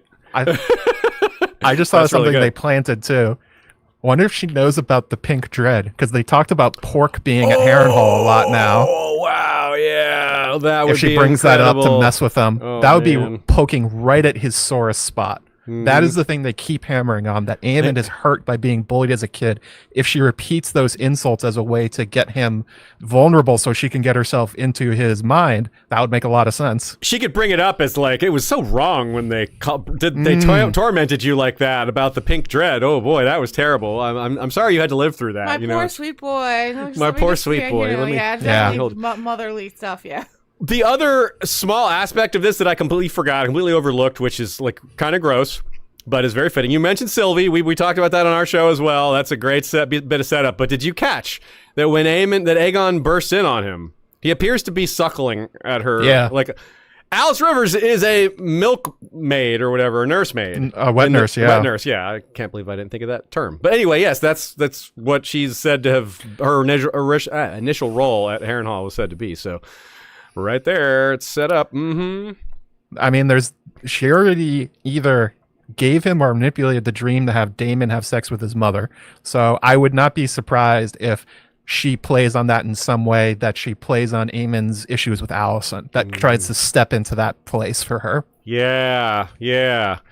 Now, speaking of the relationship and the Baratheon girl, Floris, what do we believe this book rumor that Alice and Aemond actually got married? It's pretty easy to see Alice making that up, but it's also pretty easy to see her convincing Aemond that it needed to happen, because if he's besotted with her and he can't imagine being separated from her and then carries her around later and has his child and all this other stuff, that I could see that. I could see it being legit, like a little bit of a Rhaegar Lyanna thing. You know, obviously that's the first thing that comes to mind. But what do y'all think? Is that probably made up or?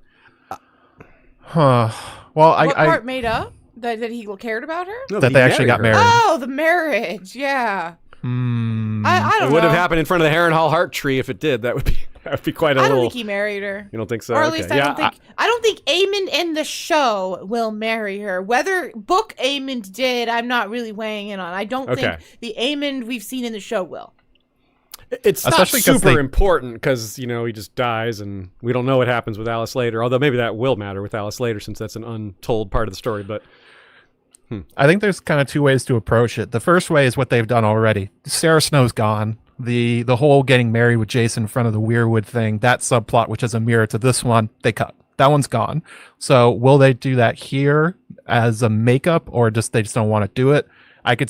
That's one way to go about it. Yeah, I could see them not wanting to do both. Yeah, like doing it twice would be weird. The other thing to keep in mind is that if we're talking a lot about Alice's intentions. If she's trying to make the prince that was promised, it'd be really interesting if she misunderstands Lyanna and Rhaegar as herself and Aemond, and therefore does what she knows is supposed to happen. Oh, interesting. She sees that, and it's another mistaken prophecy. She just saw the back of their heads. When she saw the eye, she would have kind of realized. Well, actually, it's that same wig that's been used a few times, right?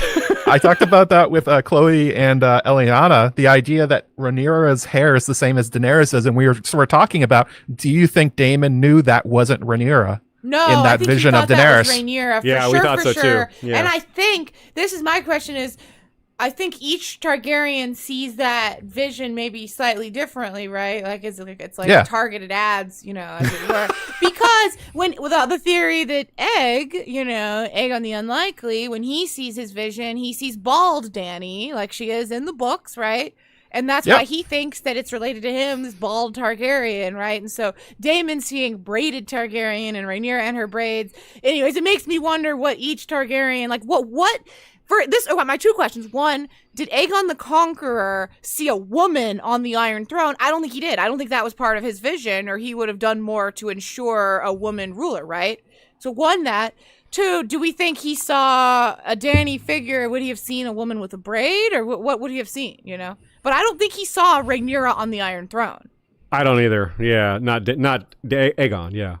So two things. First thing, absolutely Ashea. People should go watch my video on this. I wrote like 5 years ago. The what is it called? Pyres and Blood: The Truth of Summerhall, where I talk all about this. How if you track the different Targaryen kings, how you can sort of see how they're all reacting to seeing Dany on the pyre and hatching the dragons. That they're all interpreting it a little bit differently. Like I brought up the thing about Egg, where if you sort of mix around the story we get, where he tries to hatch the eggs on a pyre, and then there's Drogo that ends up burning, that he may have seen himself as Drogo, and that he was the king that had to die to hatch the eggs. You could sort of see that happening. You could see that also with Aerys, with how he wants to turn King's Landing into a funeral pyre to turn him into a dragon. That's a very strange, but you can see the connective tissue there between what happens with Dany and the pyre, that this is a ripple throughout time, that everyone sees this. Absolutely. Pyres and Blood on my channel. Go watch that one. Yeah, it's really good. Do it, my friends. Do it. As soon as this video's over, go watch JoeMagician. And the second part about what Aegon saw, I think that there's a fair amount of the Targaryen kings that saw themselves as Drogo, that they understood that they had to die in order for the dragons to come back, or for future to be averted. So he may have sort of felt kind of that he had to sacrifice himself in a way for whatever ended up coming next. It would but you're right. Why would he see that and not try and make one of his sisters go forward more? Yeah, you would think that if he saw women all over this vision, it would be far more part of his platform. That's where it falls apart. So I think whatever he saw had to be targeted more towards him. Again, if we think it's more manipulated by the old gods or whatever, like maybe like they just knew what would appeal to him most. Well, how could he have steered things more towards a woman though? Because he only had sons of his own. Like maybe if he had a daughter, he would have chosen If he had a daughter, her. yeah, that might have been different, but I'm not sure. Yeah, like he had granddaughters. Oh, I would have said that it might have been part of what you passed down as part of like the important element of it. It would be we must have a queen. Don't have primogeniture. That's what he said. Let women inherit. That's what would have averted this crisis. Or too. even if maybe he didn't necessarily. Like, again, if he didn't see a woman on the throne, but he saw a woman birthing dragons or having to do with the continuation of dragons, he might have been like, women are the stewards of our dragons. Like they must always they are. I don't know. It's also possible he didn't see Dany at all. He only saw the others and some of the other stuff. Or he saw some sort of prophetic version of her. He doesn't. A lot of these characters don't seem to understand what they saw. Mm-hmm. So it's entirely possible he got it wrong. But also, I think one thing that's interesting to sort of put this together is that we know that some characters eventually learned it wasn't them, and they were just kind of like setting up things for the future. Especially Rhaegar. Rhaegar in particular, he's like, I'm the prince that was promised. He's like, all right, I guess I'm not. Yeah, maybe not. I guess I'm the father of the prince that was promised or something like that. Connected to it somehow. I don't. But also with Daemon's vision, Ryan Condal, after the episode, he talked about, and I think in interviews he said the same thing, that this was not meant to be an objective view of the future. Right. That these were visions given to Daemon to manipulate him into what they were trying to get him to do. I'm paraphrasing. I don't think he used those exact words, but what he said is these were for Daemon. These were not meant to be the exact sequence of events and importance of things that happen. So it's entirely possible that Aegon got fed something slightly different. Something that would work on him. Yeah. Different brain needs he may have seen different Harrenhal. triggers. Yeah. Like nobody else would see Harrenhal, but for him it might be important. Just like how Alice manipulates Daemon a certain way and appears to be manipulating Aemond through sex. Exactly. And through his, other means. Yeah. Yeah, that has to be the case because again, otherwise why would he not pass down different information? I think we can surmise the kind of things he saw. He saw the others, right? He probably didn't see a lot of the in-between. Yeah, I don't think but I think we can guess he probably didn't see Dany with her dragons. I don't think he didn't see a woman on the throne. That's kind of how I see it. He didn't see. Maybe he didn't see the death of dragons even, you know what I mean? But yes, probably he saw something to do with Harrenhal, with the wall and the White Walker, the others, I would guess maybe just saw the dragons and doing their thing and like this he needs might to have happen. seen something with Dany later, just like he wouldn't have seen her on the dragon, but then burning the White Walkers at the very end, like what we see in the show like that. One thing we should consider too is that some of these figures see futures that don't come to pass. Like you alluded to, Matt, that sometimes like things in the past that's more locked in, but the future isn't necessarily set. No matter how they perceive time, this would be true. House of the Undying, especially. Oh yeah, Danny gets a lot of visions that don't come true. Yeah, so Aegon could have seen what happens if the Targaryens aren't on the throne. Like he sees the alternate future, not the future that he helps create. Maybe he doesn't see. Yeah, that's a good point. He only sees the darkness. He only sees the Westeros overwhelmed by winter and darkness, and is like, okay, well, we can't let that happen. If you want to piss off a bunch of Targ fans, you could say that he saw Jon. Oh, wait. They don't like that one. Yeah, but. Well, I mean, that was super interesting. The idea that if he would have seen Jon, that it would impact him having dark-haired kids eventually, or anyways, that's interesting. Yeah, the idea of him seeing a dark-haired savior or anything is interesting. A blue-eyed king. Actually, Jon's a gray-eyed king. Yeah, he's a gray, a Stark-eyed. Well, gray king. with blue, I think. Yeah, Starkish. Starky. Yeah. So I don't think it's as simple as Alice just wanting the Greens or Blacks to lose, especially that's not. The Greens and the Blacks are just blips in history, I think, and especially because she pushes for Aemon's son in the aftermath, in the unfinished aftermath of Fire and Blood. There, she pushes for him to be king. It's like everyone who comes within X hundred yards of this castle has to bend the knee to Aemon's son, whom she never names apparently, but that's another story. Aemon's Steel Song. Yeah, whatever else may be behind it, if anything, the split between Kristen and Aemond and whether Alice had anything to do with it, which I think all three of us at least lean towards. Maybe the mechanism is up in the air, but here's what happens next. Quote. Instead, he meant to fight his own war, raining fire on the traitors from the air. Soon or late, the bitch queen would send a dragon or two out to stop him, and Vhagar would destroy them. She dare not send all her dragons, Aemond insisted. That would leave King's Landing naked and vulnerable. Nor will she risk Syrax or that last sweet son of hers. Rhaenyra may call herself a queen, but she has a woman's parts, a woman's faint heart, and a mother's fears. He said all those things about women in front of Alice. I mean, now this plan is kind of sketchy, if not dumb. Like, does he expect them to, like, sure, they will send dragons that are too weak to defeat me, and I will defeat them. That's what he expects them to do. Like, they will definitely not send enough to beat me because they need to send some of it back. But they will send something that I will then destroy. Like, what? You are painting them as very stupid. Not only does she have a woman's parts, a woman's faint heart, but she has a empty head as well as that. Yeah, it's not a good plan. Which Aemond is cocky and he's young, so maybe it's just that. But this is more like it's easy to like. Imagine there's some interference from Alys Rivers here, pumping up that confidence, making him even more overconfident, like helping him with that, right?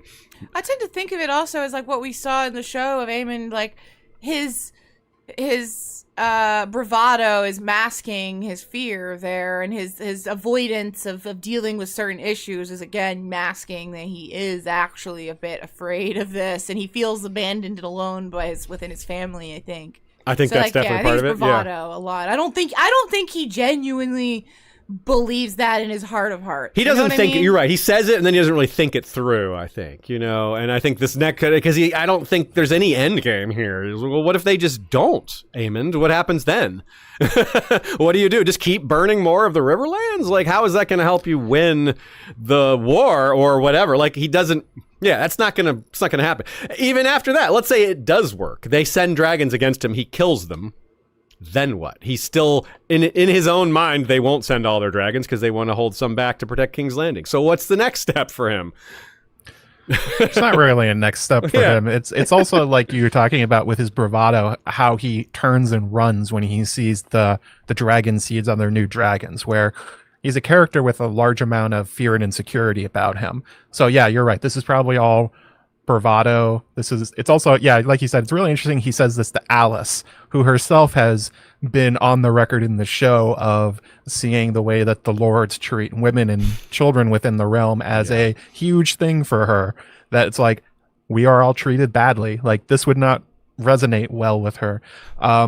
It's almost like you said, sort of similar to what we see from Daemon this season, where he has a lot of overconfidence about what he can do in the Riverlands. He has a lot of overconfidence about how strong he is, about how people are just going to bend their knees to him as soon as he shows up with Caraxes. Like, this could be a line directly out of Daemon's mouth from this season, which would be interesting that it comes true with Aemon later. Although, I still think I continue to cast suspicions on Alice's professed worldview, and how even if she has some core of, she cares about small folk and she cares about women, she's still one of those people that's willing to sacrifice all of these for the greater good. It's very dark. So I think she was trying different tacks to work on Daemon and his guilt, and I think she wouldn't find those to be effective on Aemon. And I think the very fact that we see her stay with Aemon despite burning all of these Riverlands towns speaks to the fact that she was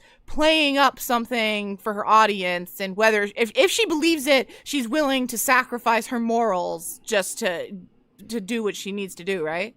Yeah, I think that's a good point. Yeah, and it is interesting to consider what she thinks of all this, her willingness to go along with all that, and then her pretty cruel, violent, brief, or maybe not as, I don't know how long her reign is, but it's certainly shows a person that is willing to be vicious. I also wonder how willing she even is a part of this. Like, we know that Aemon shows up, takes the castle, kills all the Strongs, and then he and Alice sort of like go around the Riverlands burning castles.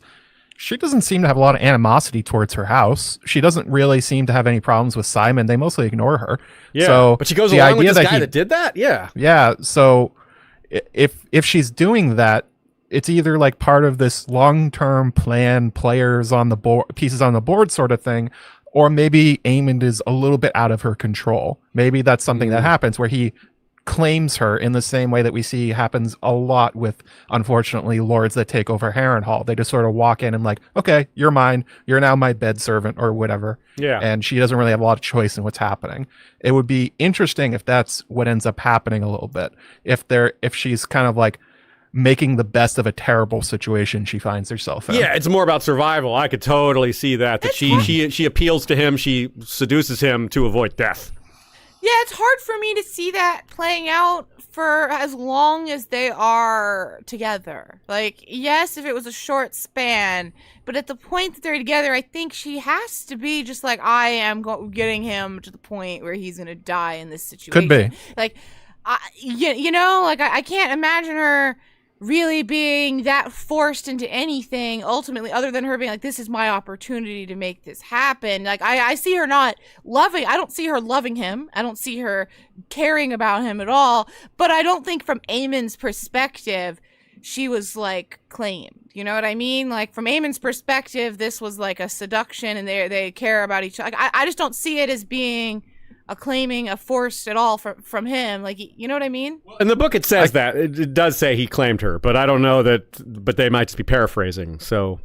Yeah, I also, think one thing paraphrasing to and go what along they with would this, assume. Ashaya. Yeah, what? Oh, sorry. Go ahead. One thing that might go along with that is the idea that Alice is crying as she goes to bring Daemon to the Weirwood Heart Tree. It might be that the thing she's crying about is what she's about to go through. Yeah, that she knows it's going to happen and she has to make it. It has to come to pass. Ooh, yeah. And she knows it's going to be terrible. Just Like, do this I have to awful sleep thing. with this guy. Yeah. Yeah, like Yeah, what if she no, doesn't not want really to, though. but feels Yeah. prophetically she has to? Yeah, I agree with that. I think that she does. I don't think she really wants to, and I don't think she's any part of her is relishing her part in this story of having to be Aemond's lover. You know what I mean? Like, I don't see that. I think, yeah, she is like, oh, I have to do this, and Daemon Yeah, it seems has to unlikely. be Like, killed he killed her family. Yeah. He's kind of just awful. Well, yeah. her family, maybe. Yeah, maybe, we don't know. maybe not. Yeah, maybe she was happy about that. At least they And maybe accept she has her. no They're not running relation her out of the at all, castle. right? Yeah, it's true. Now, one little note from the book that gives me a little pause, makes me think a little bit, is that she apparently stops Aemond from strangling the squire that brings him the news of King's Landing's fall, which is an interesting thing because, well, if she's going to either countenance the burning of all these castles, or it implies that she really isn't in control of him and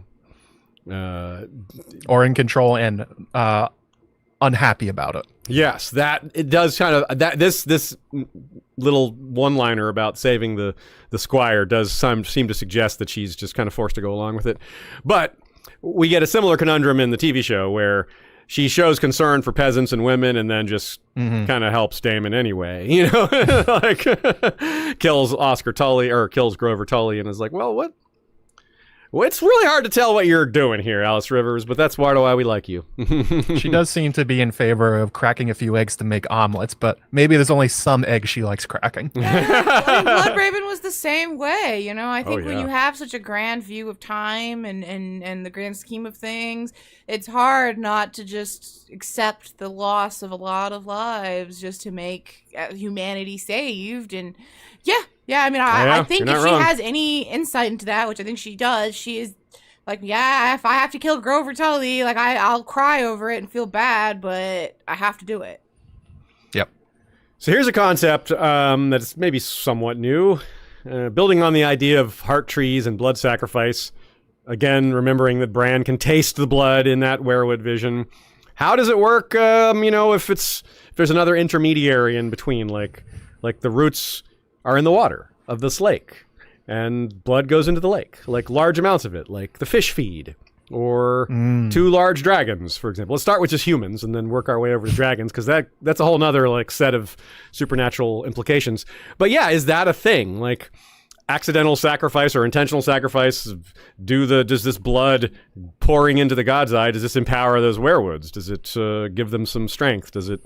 I guess that's the question. Do you think intentionality is essential in sacrifice, or do you think accidents are? They just like blood. Just give me Yeah. the blood. You know, it doesn't matter. Because they think it's clearly they can tell some, like if they do care about King's blood, then they clearly can tell differences. So yes, dragon blood should be different too. In our episodes on House Manderley, we threw out the scenario: what if the mer people are real? Merlings are real. Imagine a merling captured by humans and sacrificed to a heart tree. So things like that get kind of crazy. What do you think, Joe Magician? I think it probably does not matter to them in a sense that, like, I don't think the blood tastes any different to the weirwood roots, no matter how it gets spilled. But I think a good, really focus point for this is Daemon's execution of Willem Blackwood. So that is King's blood and old god follower blood that's being spilled on the weirwood. Daemon's not doing it to sacrifice him to the weirwoods. He's doing it to get the Riverlands. But I think from the perspective of the weirwood that's watching and probably taking the blood from Willem's decapitated head, it's probably all the same to it. And I would say the same probably for the God's Eye, especially because we know that from all the chopped down groves around it, that basically the entire thing is like a basin of blood feeding into weirwood roots, especially since we know that they really don't go away. They last basically forever. So even those roots of those chopped down weirwood, the stumps, they apparently are still alive in some sense, as we see when characters sleep against them. They still get visions. Those things are long dead as far as we know. So I would guess that's sort of the point of it. Like the idea of the hinge of the world, it's like all the blood and sacrifice that happens around the God's Eye and the Riverlands more or less filtering into it over time. To what end is a very good question. But the idea that I think you can't ignore, much like at the Wall, there's so much death that happens there.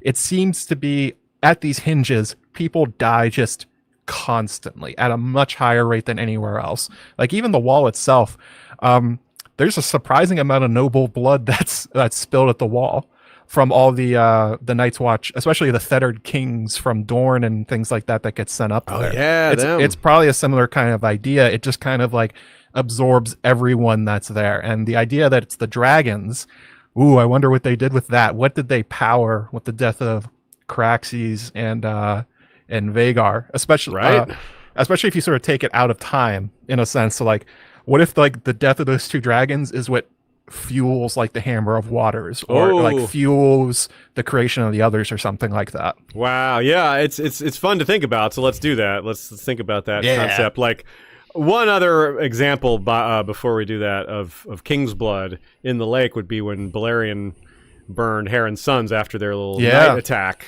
when they took boats from Harrenhal to the other side. And also the other battle over the God's Eye. Into anything, they just burned up. Would that mean that there is maybe not less? I don't like. Yeah, that's my other it's really getting into like, the weeds of it. Yeah, maybe not. When you burn someone, do they know like how much blood is left? The old gods might not like burnings. Yeah, it's kind of like. I mean, burnings is like they're a way to mitigate the others' powers, and I think they would also mitigate. Yeah, they don't like that fire to deny them. Yeah, that's a cool idea. I like that. So I don't know that I think anyone that they killed at Harrenhal that was burned up necessarily fed the tree. It's a good very point. Much at all. Yeah, you might be right about that. Yeah, burning it might take that away from them. There's also another King's Blood and Dragon that entered it. It was Quicksilver and Aegon. I was trying to, I wasn't sure whether they actually went into the lake or just near it, but yeah, that was the battle below the God's Eye, so it's definitely close, if not heir right to the Iron there. Throne and a dragon dying over the God's Eye. That would be another one. Yep, that was a part of me thought about putting a section in this episode about whether that was like a test run or for Aemond. Is like, no, it will never work. It's Quicksilver versus Balerion. They won't kill each other. The small one will die or flee, and the big one will not die. And this one worked out. So yeah, what about this idea? Let's assume that is the answer. Let's assume that Alice or the players above have geared the pieces Aemond and Daemon together, have set them up to die in their lake, and possibly empowering them. So yeah, why though? What is that reason? Is it to empower them? Well, let's see. Hang on, we got a quote here, and we'll consider the timing as part of this. So Aemond returns to Harrenhal unexpectedly after Sabbath of Frey takes it, right? And this time he comes back and then burns all the wooden structures in Harrenhal. Sabbath of Frey hides in a privy and manages to escape. But he takes Alice with him. He leaves with Alice, and then from then on, they're together. So he's first part of his burning campaign, he's by himself. He comes back to get her, right? And let's have this quote here. I have the dragon's bastard in me, the woman said, as she stood naked in the god's wood with one hand upon her swollen belly. I can feel his fires licking at my womb. Crazy thing to say. I don't think that's normal Sounds at uncomfortable. all. Yeah. Who is she saying this to? Why is she so naked? Yeah. and why is Sabbatha, she- I guess. Yeah, I guess she's saying it to Sabbatha because Sabbatha had her captive. So that Oh, is- that reminds me. Yeah. Maybe Sabbatha's the source of a lot of this stuff. That when they were together, Alice just told her a bunch of stuff, and Sabbatha Yeah, told a Maester yeah. later. that could work. That could work. Sure, sure. Now, so this is why. This is why I paired these two little tidbits together. Is this why he came back? Did Alice call to him in his dreams or something and say, you know, I have your child, come back? Or is it just that he hear the news that Sabbatha took Harrenhal, and so he's like, hey, that's where I left Alice. I need to go back there and make sure she's okay, or something like that. Do you favor one or the over the other, or some other idea maybe? Probably the magical one. Yeah, it's more fun. It's I favor It the just makes- mundane one. All right, He How heard the dare news, you. So I go the opposite. we've got one of gonna each. throw up here. the dukes. I don't know. It seems like Alice in the show, definitely in the show, she'll probably use magical stuff. That Ryan Condal and his team seem to be taking every magical lever on Alice and putting it to 10. I agree. So yeah, I like it. book version, who knows? But I think show Alice, this will definitely be a thing where she's probably going to send him dreams, like calling him back at some point. I want to see more with her skin changing. I want her to, Yeah, the fly owl. over as an owl, or if she, She's not going to ride the dragon. She'll just be. If she has any other creature she skin changes, then doing that too. But yeah, she just flies as an owl with a letter to him. I don't know. Oh, what if the owl talks? Like we hear that the Oh. ravens used to be able to. What if she gets one to talk to Aemond? That would be really That cool. would be so Yeah, cool. So this proceeds for a while. She's pregnant, flying around on Vhagar's back, presumably while Vhagar burns lots of things. Now, again, we don't know what kind of person Alice is. We're presented some things that are not contradictory, but paint a picture of a character who's hard to figure out as far as what she really wants, as we've been doing much of this episode. So over time, Daemon and Nettles are trying to hunt Vhagar, trying to put a stop to this. And of course, there's the falling out with Rhaenyra over the treatment of Nettles. Nettles flies off into the sunset with Sheepstealer to the Vale. Daemon returns to Harrenhal and just waits for Aemond.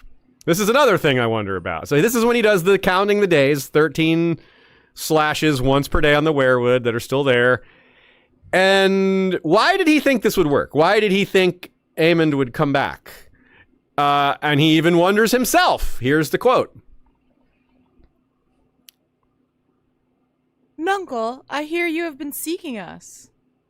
Only you, Daemon replied. Who told you where to find me? My lady, Aemond answered. She saw you in a storm cloud, in a mountain pool at dusk, in the fire we lit to cook our suppers. She sees much and more, my Alice. Sounds almost like my lady, like I was just picturing like you're with Alice this whole time and she's just seeing Daemon. Like I think you got a problem, Aemond. Like your woman's got eyes for another man. She's texting somebody else. So this does somewhat back up Book Daemon's lack of knowledge of Alice having abilities or whatever. He's like, well, who told you how to find me? He's like, because it should be kind of obvious. Like, obviously it's her. Like, oh, right. Or is it just common sense versus prophecy? Again, we could side with the magical explanation and be like, yeah, he knew because she's, or this is just the Maester's putting dialogue into it that, spelling out the obvious for us. But yeah. But how did he know? How did he know they would come back? He's like, well, I'm here. You came because I'm alone this time. But how did he know that he would find this out? Like, it feels like there has to be another little supernatural element here that we can't quite put our finger on that enables them to come together. And again, it could be the big players above or in the trees or wherever they reside. Like, neither of them has a full explanation of how they ended up in this fight, at Harrenhal at that specific time, yet both knowing exactly what they would do. Like, yep, well, let's have that fight now. It's like there's old god fight promoters. They're just like, on this day, these two dragons will fight. I also like the idea that that line reading, it'd be interesting if when they put that into the show that he says it sarcastically and glares at Alice and Aemond doesn't pick up on it. That'd be kind of fun. Also, there's a thing they did this whoever season. could have told you. Yeah, I love that idea. Yeah. You're so right.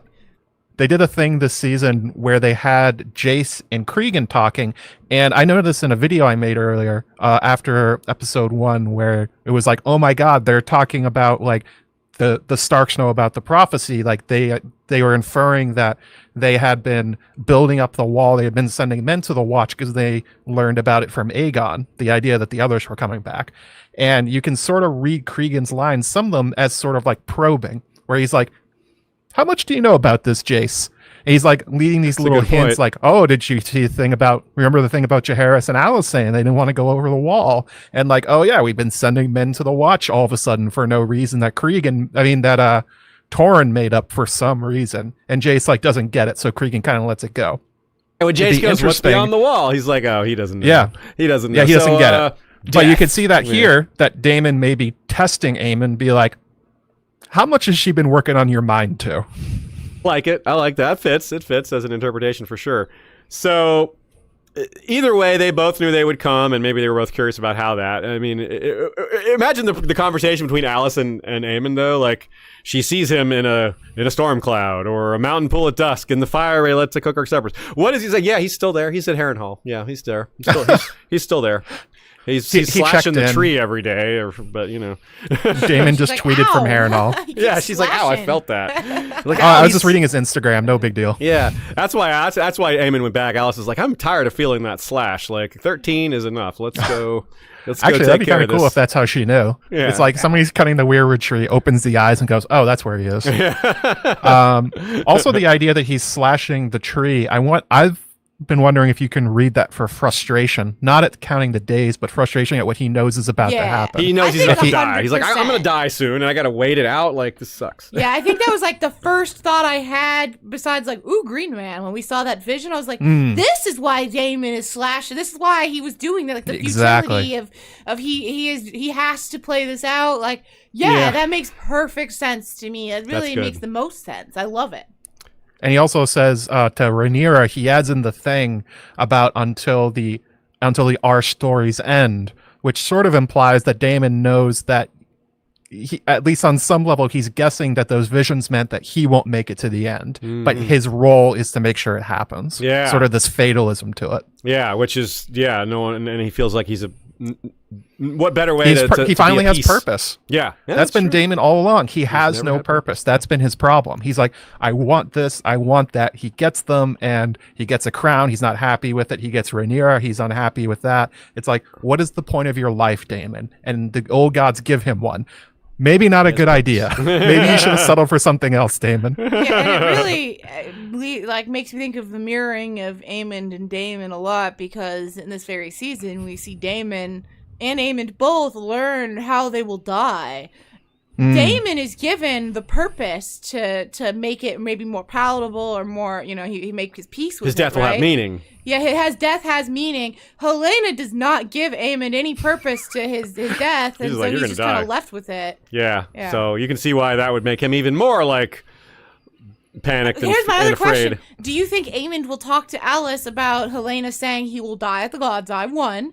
Will Alice confirm it? Will Alice give him meaning to it? Or will she say, no, that's not going to happen? Like, will it even come up? Yeah. I think they'll talk about it. I think Alice will talk to him about it and will scare the shit out of him. Yeah, I think he might be reluctant to, but I think she'll bring it out of him. But he might bring it up too. He holds a lot of stuff back. He does. He tends to do that. But with the older woman figure is maybe the exception. Like he told Sylvie that he regretted the thing with Luke and all that. So maybe he'll. I'm afraid of dying because of my sister. Because what my sister told me. Yeah, and it's gonna happen right over there apparently. It makes you wonder if Alice knows about Helena. Helena knows about Alice. There's the drawing of the owl that she put on her wall over Harrenhal, so she knows Alice is there. But I'm wondering how much it goes back and forth. Like when Helena invaded Daemon's dream that he was having. Did she know that? Did Alice know Did Alice realize that was happening? Like Helena just she went like, Where did she come from? You're not supposed to be in here. Yeah, exactly. That was like, oh, yeah, I don't know that she would have... I think maybe Alice would have been surprised at that, too. You know? Like, wait, what are you... Who are you? Well, oh. And that's something that's really interesting that I think that Condell and his team are doing, is the idea of opposing people using this force. In A Game of Thrones and A Song of Ice and Fire, it's one way. It's just Bloodraven. It's just Bran. They're both on the same team. What happens to people with these powers that don't agree with each other? Yeah. What happens then? Yeah, because Alice, we're not sure about her. Like, that's a big part of who she is, well, you can never pin down exactly what she's about, or what her powers are, or what her motives are. Helena is a little more straightforward. Helena is a good person, doesn't want to kill. You know, you don't exactly know what she wants, but she doesn't want to kill people. You know, she's not about that. So, yeah, it is interesting to compare them very much. Another thing that's coming in the story that certainly someone like Alice would know about, and maybe Helena, and certainly just the Maesters, is that winter is coming. Winter is coming. We talked about in the first episode of the season. You see it at the wall, but the book, it's the same thing. Winter starts midway through 130, and it gets colder and colder. And this may have been something in the back of Aemon's mind. Well, can I continue to just burn the Riverlands even if it becomes winter? Will this campaign, will it matter? Will it be effective? So it might have gotten him to think ahead a little more. Winter would end up lasting till 135. Well past the war. Well past any of this stuff. It's a really vicious winter, which... He was just trying to warm them up, Aziz. He knew they were cold. And they would know this. Like the Maesters would know that, you know, a long summer means a long winter is coming. And of course, green seers and people connected to the old gods would know that too. It's funny that you mentioned earlier, JoeMagician, a fight night for Daemon and Aemond, because we actually know the exact day that this happened, as we can see here in this quote that describes their passing.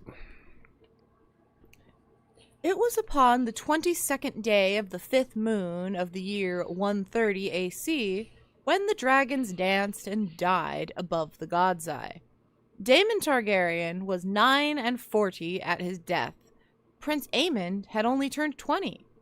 Vhagar, the greatest of the Targaryen dragons since the passing of Balerion the Black Dread, had counted 181 years upon the earth.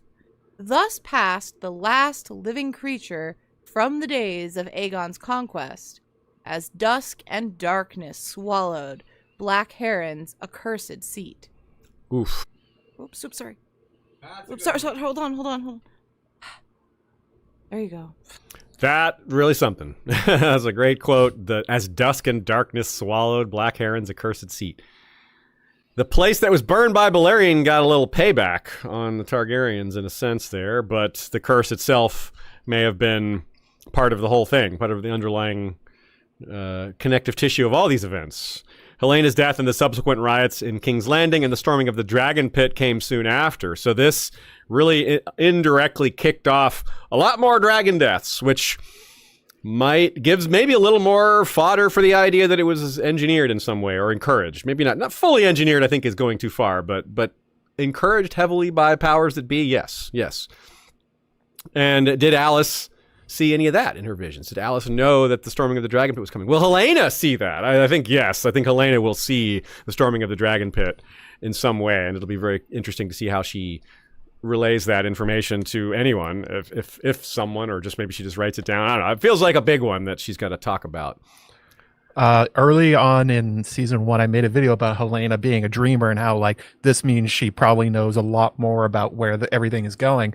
And one of my viewers made a really interesting comment when they said that Helena as a baby cries when she gets close to the window. And it's like, how much does she actually know? Like even from a young age, has she seen her own ending and what's going to happen? And also, again, I'm talking about Alice's tears a lot, but like you can interpret that as a lot of ways. Like the mass death that happens after she pushes this all in motion is horrific. Like you could very much say that Alice has a hand in tens of thousands of deaths by pushing Daemon the way she does, by making this future happen. Yes, I mean, Daemon and Aemond both. She definitely has a hand in these deaths. A pretty big one. So why would she want that? These are a little bit of a conundrum, because if she is pro helping humanity against the others in the long run, why the hell are you killing off dragons?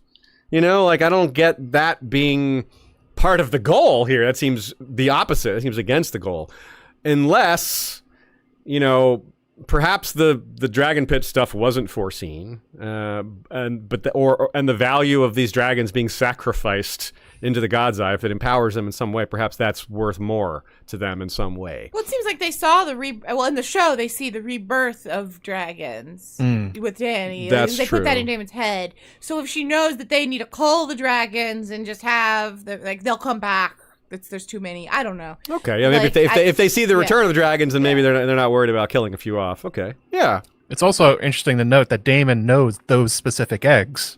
The show has made that those are Dany's eggs, the ones he pulled out of the dragon motte himself. Mm-hmm. So it's very reasonable for him to surmise that this happens within Rhaenyra's lifetime. That a bunch of dragons die, and then she hatches those 3 eggs, the ones he knows about, because he's obsessed with them. He would know them on sight. Yeah, he would recognize that 3-color combo, which would be unlikely to be repeated. It's that clutch. It's Cyrex's clutch. Mm-hmm. Like, they specifically had him go spelunking to go get them. So if they're showing him it, if the show is showing Daemon those eggs, it must be for a reason. Yeah, and that, in retrospect, that probably was the reason, because he's going to see them in the vision. Yeah, that's a great call. Great call. As well, though, we asked the same question.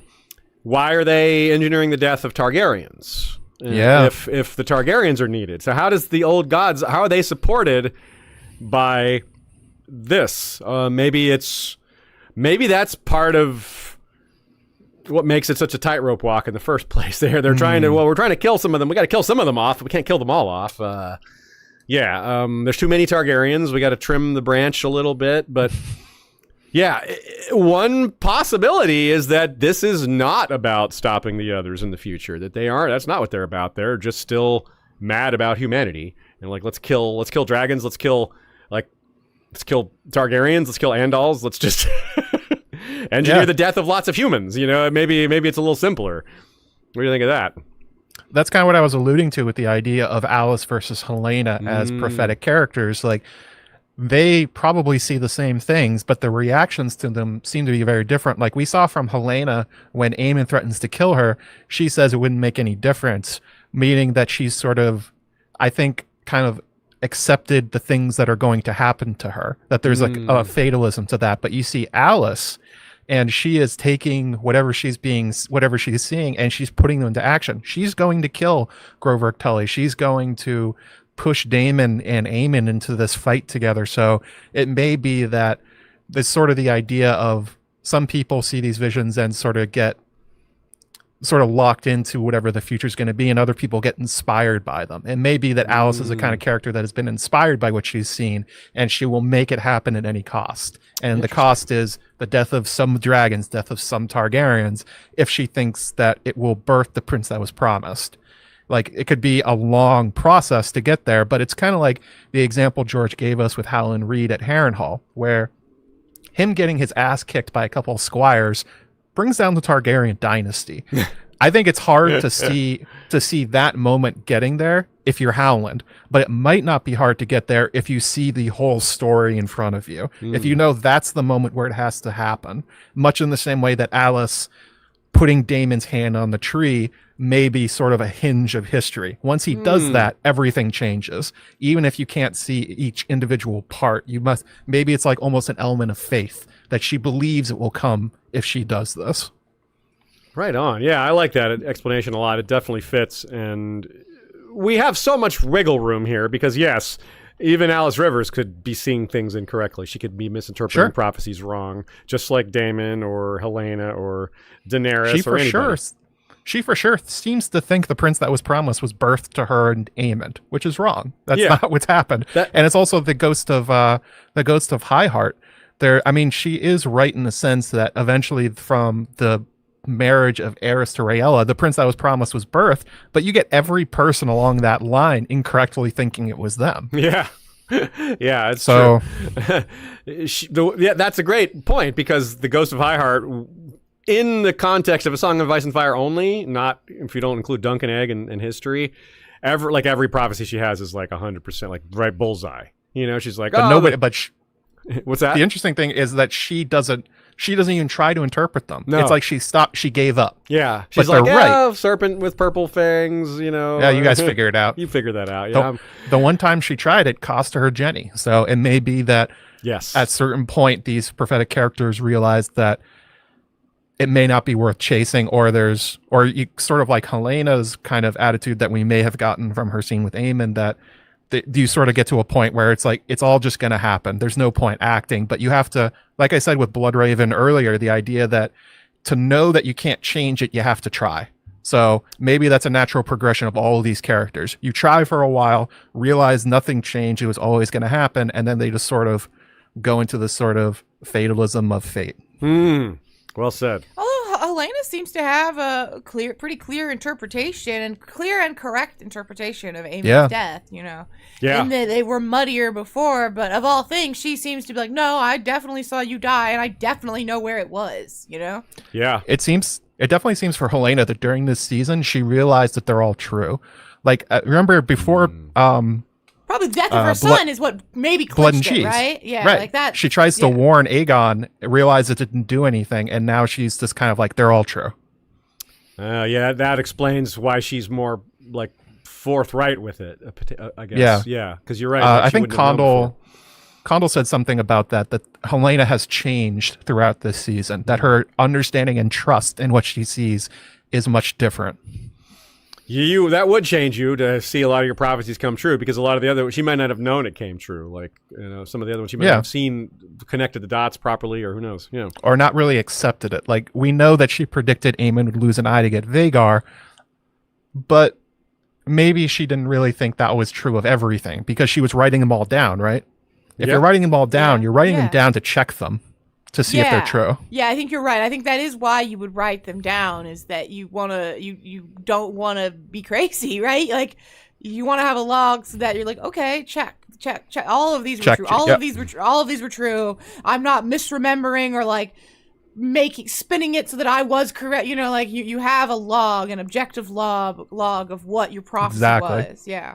Right on. And the same thing could happen for Alice. We see how she is now. Who knows where in that process of understanding these dreams she really is. She might be closer to the beginning than we think, despite Gale Rankin saying she's hundreds of years old. Yeah, which brings us to our final major topic. We got one other small topic, but here, the question of Aemond and Alice after the fact, their son, this child. This is a son of ice and fire of sorts. Let's focus on this kid and his bloodlines and how it relates to the prophecy and such. We have no idea what happened to this kid or what his name even was. Again, the lack of blood and fire and blood too, whatever you call it, is keeps us from knowing some things here. But it makes him extra intriguing, even if he wasn't born for a purpose. But a purpose seems likely here, maybe a mistaken purpose.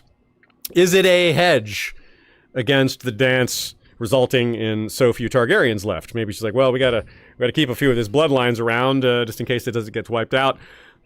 Alice was not worried that Daemon would survive his fight with Aemond and then come for her and be like, hey, that child we can't have Aemond's child out in the world, so that's got to go. She probably just knew Daemon would die, right? Oh, yeah, exactly. I think she knew that. She knew that either from common sense, because two dragons going up against each other, no worries there, or just she maybe even foresaw it, like, vision-wise.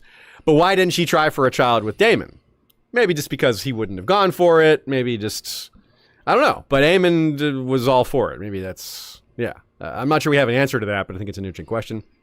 But the fact that she did choose Aemond in general is very interesting. It's for a lot of reasons. There's the symbolism of him having a sapphire eye, and he's a kinslayer who killed all of her family. That we talked about how supposed family is a hard thing to fit within a relationship context unless there's a lot of forcing going on. But again, or the whole purposeful idea, the engineering, a lot of hatred going on. Again, revenge is best served cold. Book Alice, it might hate her strong family if they are her family, or might not be very related. There's many factors. She could hate her family. She could hate Aemond. Yeah, either one. They're both possible. In the show, the relationship doesn't seem warm, but it doesn't seem hateful either. Right. She's not at table with them, but that might just her. be because they don't think it's appropriate with Daemon, not because they hate her. You know what I mean? Yeah. But they do let her eat from the main table, so there is sort of some respect there. They don't force her to eat with the peasants. She can eat from the high table, so that's something. So with rumors of her having stillbirths in the past, that provides even more interest to the fact that she's having a child here. She didn't get pregnant by accident, and she also definitely, as a woods witch, as a sort of maester of sorts, she knows how to stop a pregnancy. So this was very intentional. It doesn't mean it was her plan from the beginning. I think we definitely lean that way, though. So this would be an interesting child in terms of bloodlines. One Hightower grandparent, one Targaryen grandparent, one strong grandparent, and one grandparent. Because Alice herself is the who knows, presumably a Riverlander, but I don't know. Guess to me, if she was pregnant here, I tend to not see her in the book as old as yeah, Rankins that's what I was gonna say, you know what right? I mean? Like the pregnancy implies as weird as it is, because logic should it's magic, right? So like conceivably, if you can live to 400 years old, you could have a baby at 200, you know what I mean? Like, I don't know. Yeah, we're halfway. It seems wrong to me. It seems like she's past her childbearing years and like she wouldn't have them, or she isn't hundreds of years old, but I don't know. Yeah. That quote always gets me. I was talking to Joanna Robinson about that when it happened, and we both sort of said, like, this is really interesting, but also actors have a history of saying really wild things about their characters. So yeah. I wouldn't put that as 100% true, but it is interesting that she put it out there. I haven't heard anybody on production echo that. No, I haven't either. It's kind of hard to imagine that being true, but not entirely. Definitely, it could be true. You see how if Gail Rankin read wiki pages, read Fire and Blood, read other things, she would just from herself be like, some people say she's hundreds of years old. And that's sure. the same thing that happened with Melisandre in the show. Yeah, like, Carice. Carice also was like, yeah, she's 400 years old. We're like, really? Is she? She might be like 150 or something, but I don't know about 400. But maybe. I mean, so again, we remind ourselves, Melisandre is a good example of Alys Rivers could be wrong about the prophecy. Melisandre thought Stannis was Azor Ahai. So like Alys Rivers could be thinking that this baby that she got from Aemond is going to be the Song of Ice and Fire, the prophesized prince, the prince that was promised. I really like the idea that she thinks she's making Jon Snow. Oh yeah, the dark hair, yeah. The dark hair, the mixing of an old god bloodline with a Targaryen bloodline, a bastard child. They start at Harrenhal, much like Lyanna and Rhaegar. It'd be really interesting if she, much like we were talking about with Targaryen seeing Dany, if she sees Jon Snow and is like, I have to make him. I must make him. Well, that seems to be a kind of thing that these prophetic characters do. Yeah. I must make the savior. Gotta make the savior.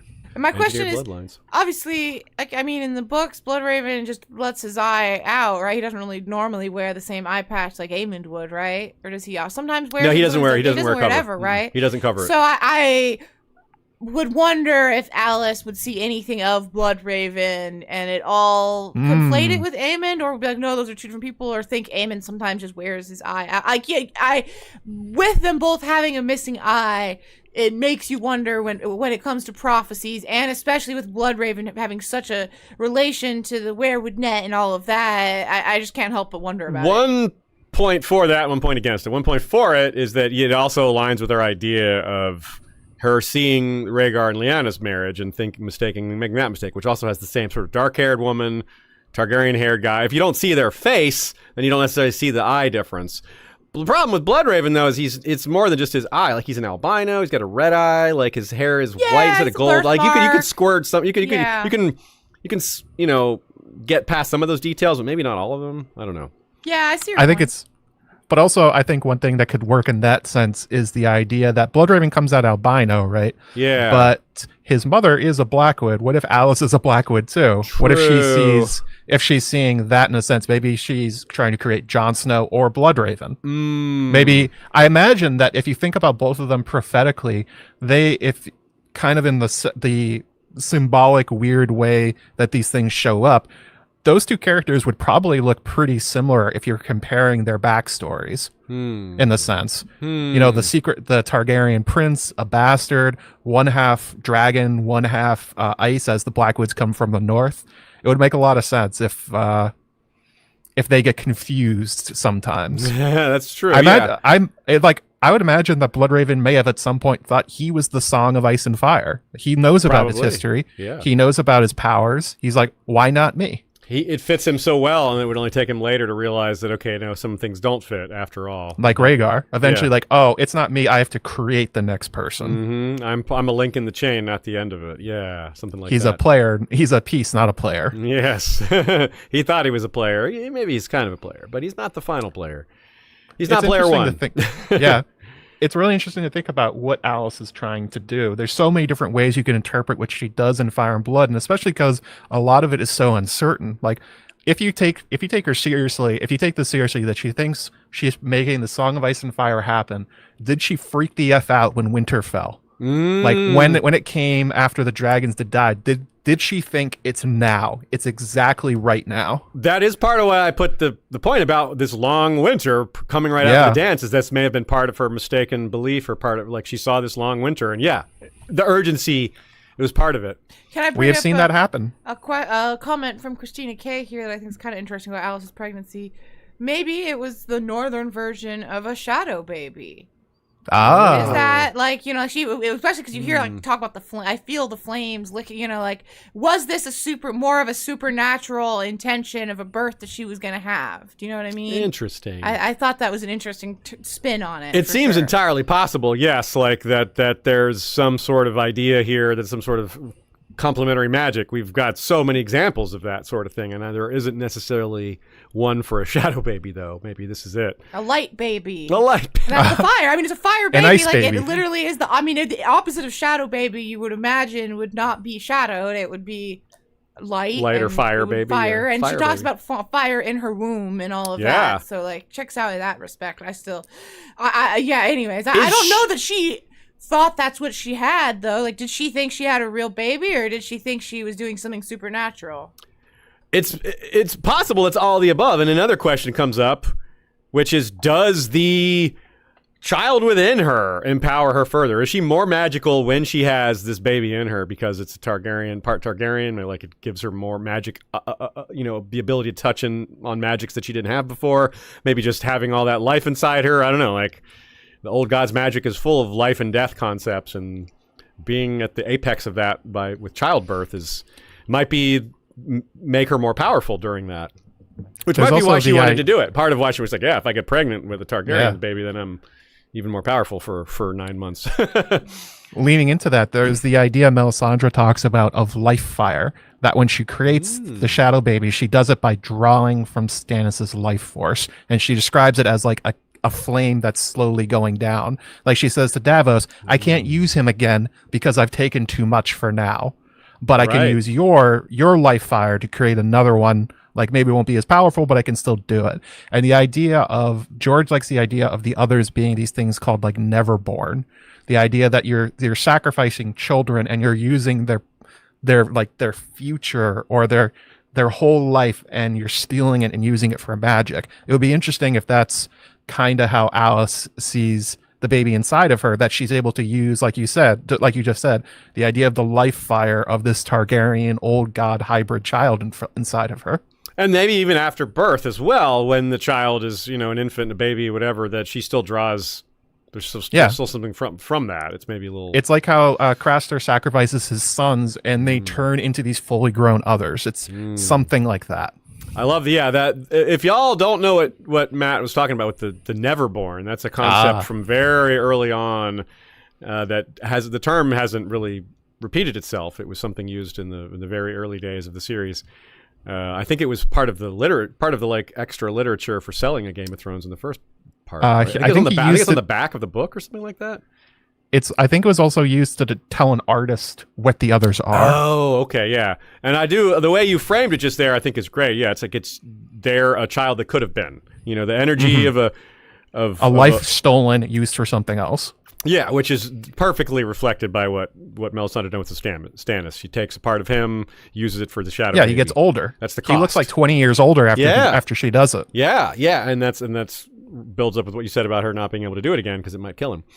So, is she more powerful after all this? Is she more powerful because of winter, because of this child, because of so many dragons have died? That you would think that would make it worse, but maybe for other reasons.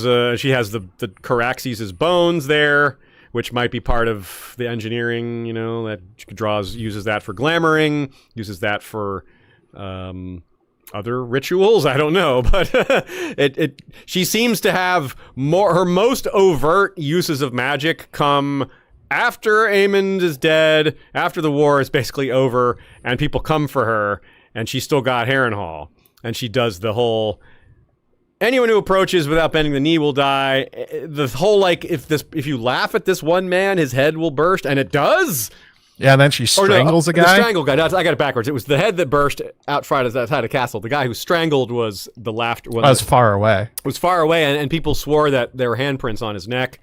So it does seem like her powers take an upswing, which is a little odd because, well, there's all these dead dragons now. It's like, no, they're not gone from the world, but we talked about how they maybe increase the magic, but it's not the kind of magic she uses. And maybe she can draw on the bones and her son and these other things instead. So what do you think? It's a magical conundrum, but it's super interesting. So this is one of the reasons people think that she's Melisandre, in that you could explain those things with shadow babies. Like that would work. Yeah, But connecting the two of them requires a lot of squinting at history and wait, why would she go from being an old god priestess to a R'hlloric priestess, and then she goes to a shy, and it's like wait, what? She remembers being Melanie, not Alice. Is that her real name all along? But you don't have to be Melisandre literally to be Shadowbinder. We know other people can do it. It's a whole magical thing. So maybe that's something that she just knows how to do. But one thing that comes about as a part of this, if we're also if she wanted to make a shadow baby, maybe she drew off from her son and used him to make one somehow. Not in the way she does with Stannis. No, let's not go there. Not like that, but has some other way of doing it. Yeah. Or draws from the Weirds. That would make sense. Sure. But the idea that she gets more powerful is even more confusing because she just disappears. After the winter is over, she's just gone from history. Her son is gone. So if she's more powerful, why does nothing happen? Yeah, Harrenhal isn't given to someone until about 20 years after the dance.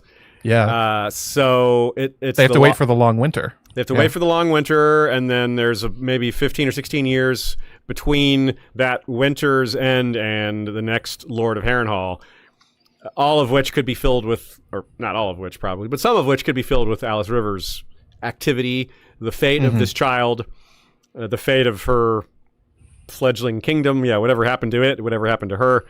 George maybe hasn't decided yet. Maybe he's still tossing around some of the ideas, and we might surprise us how some of these things eventually connect.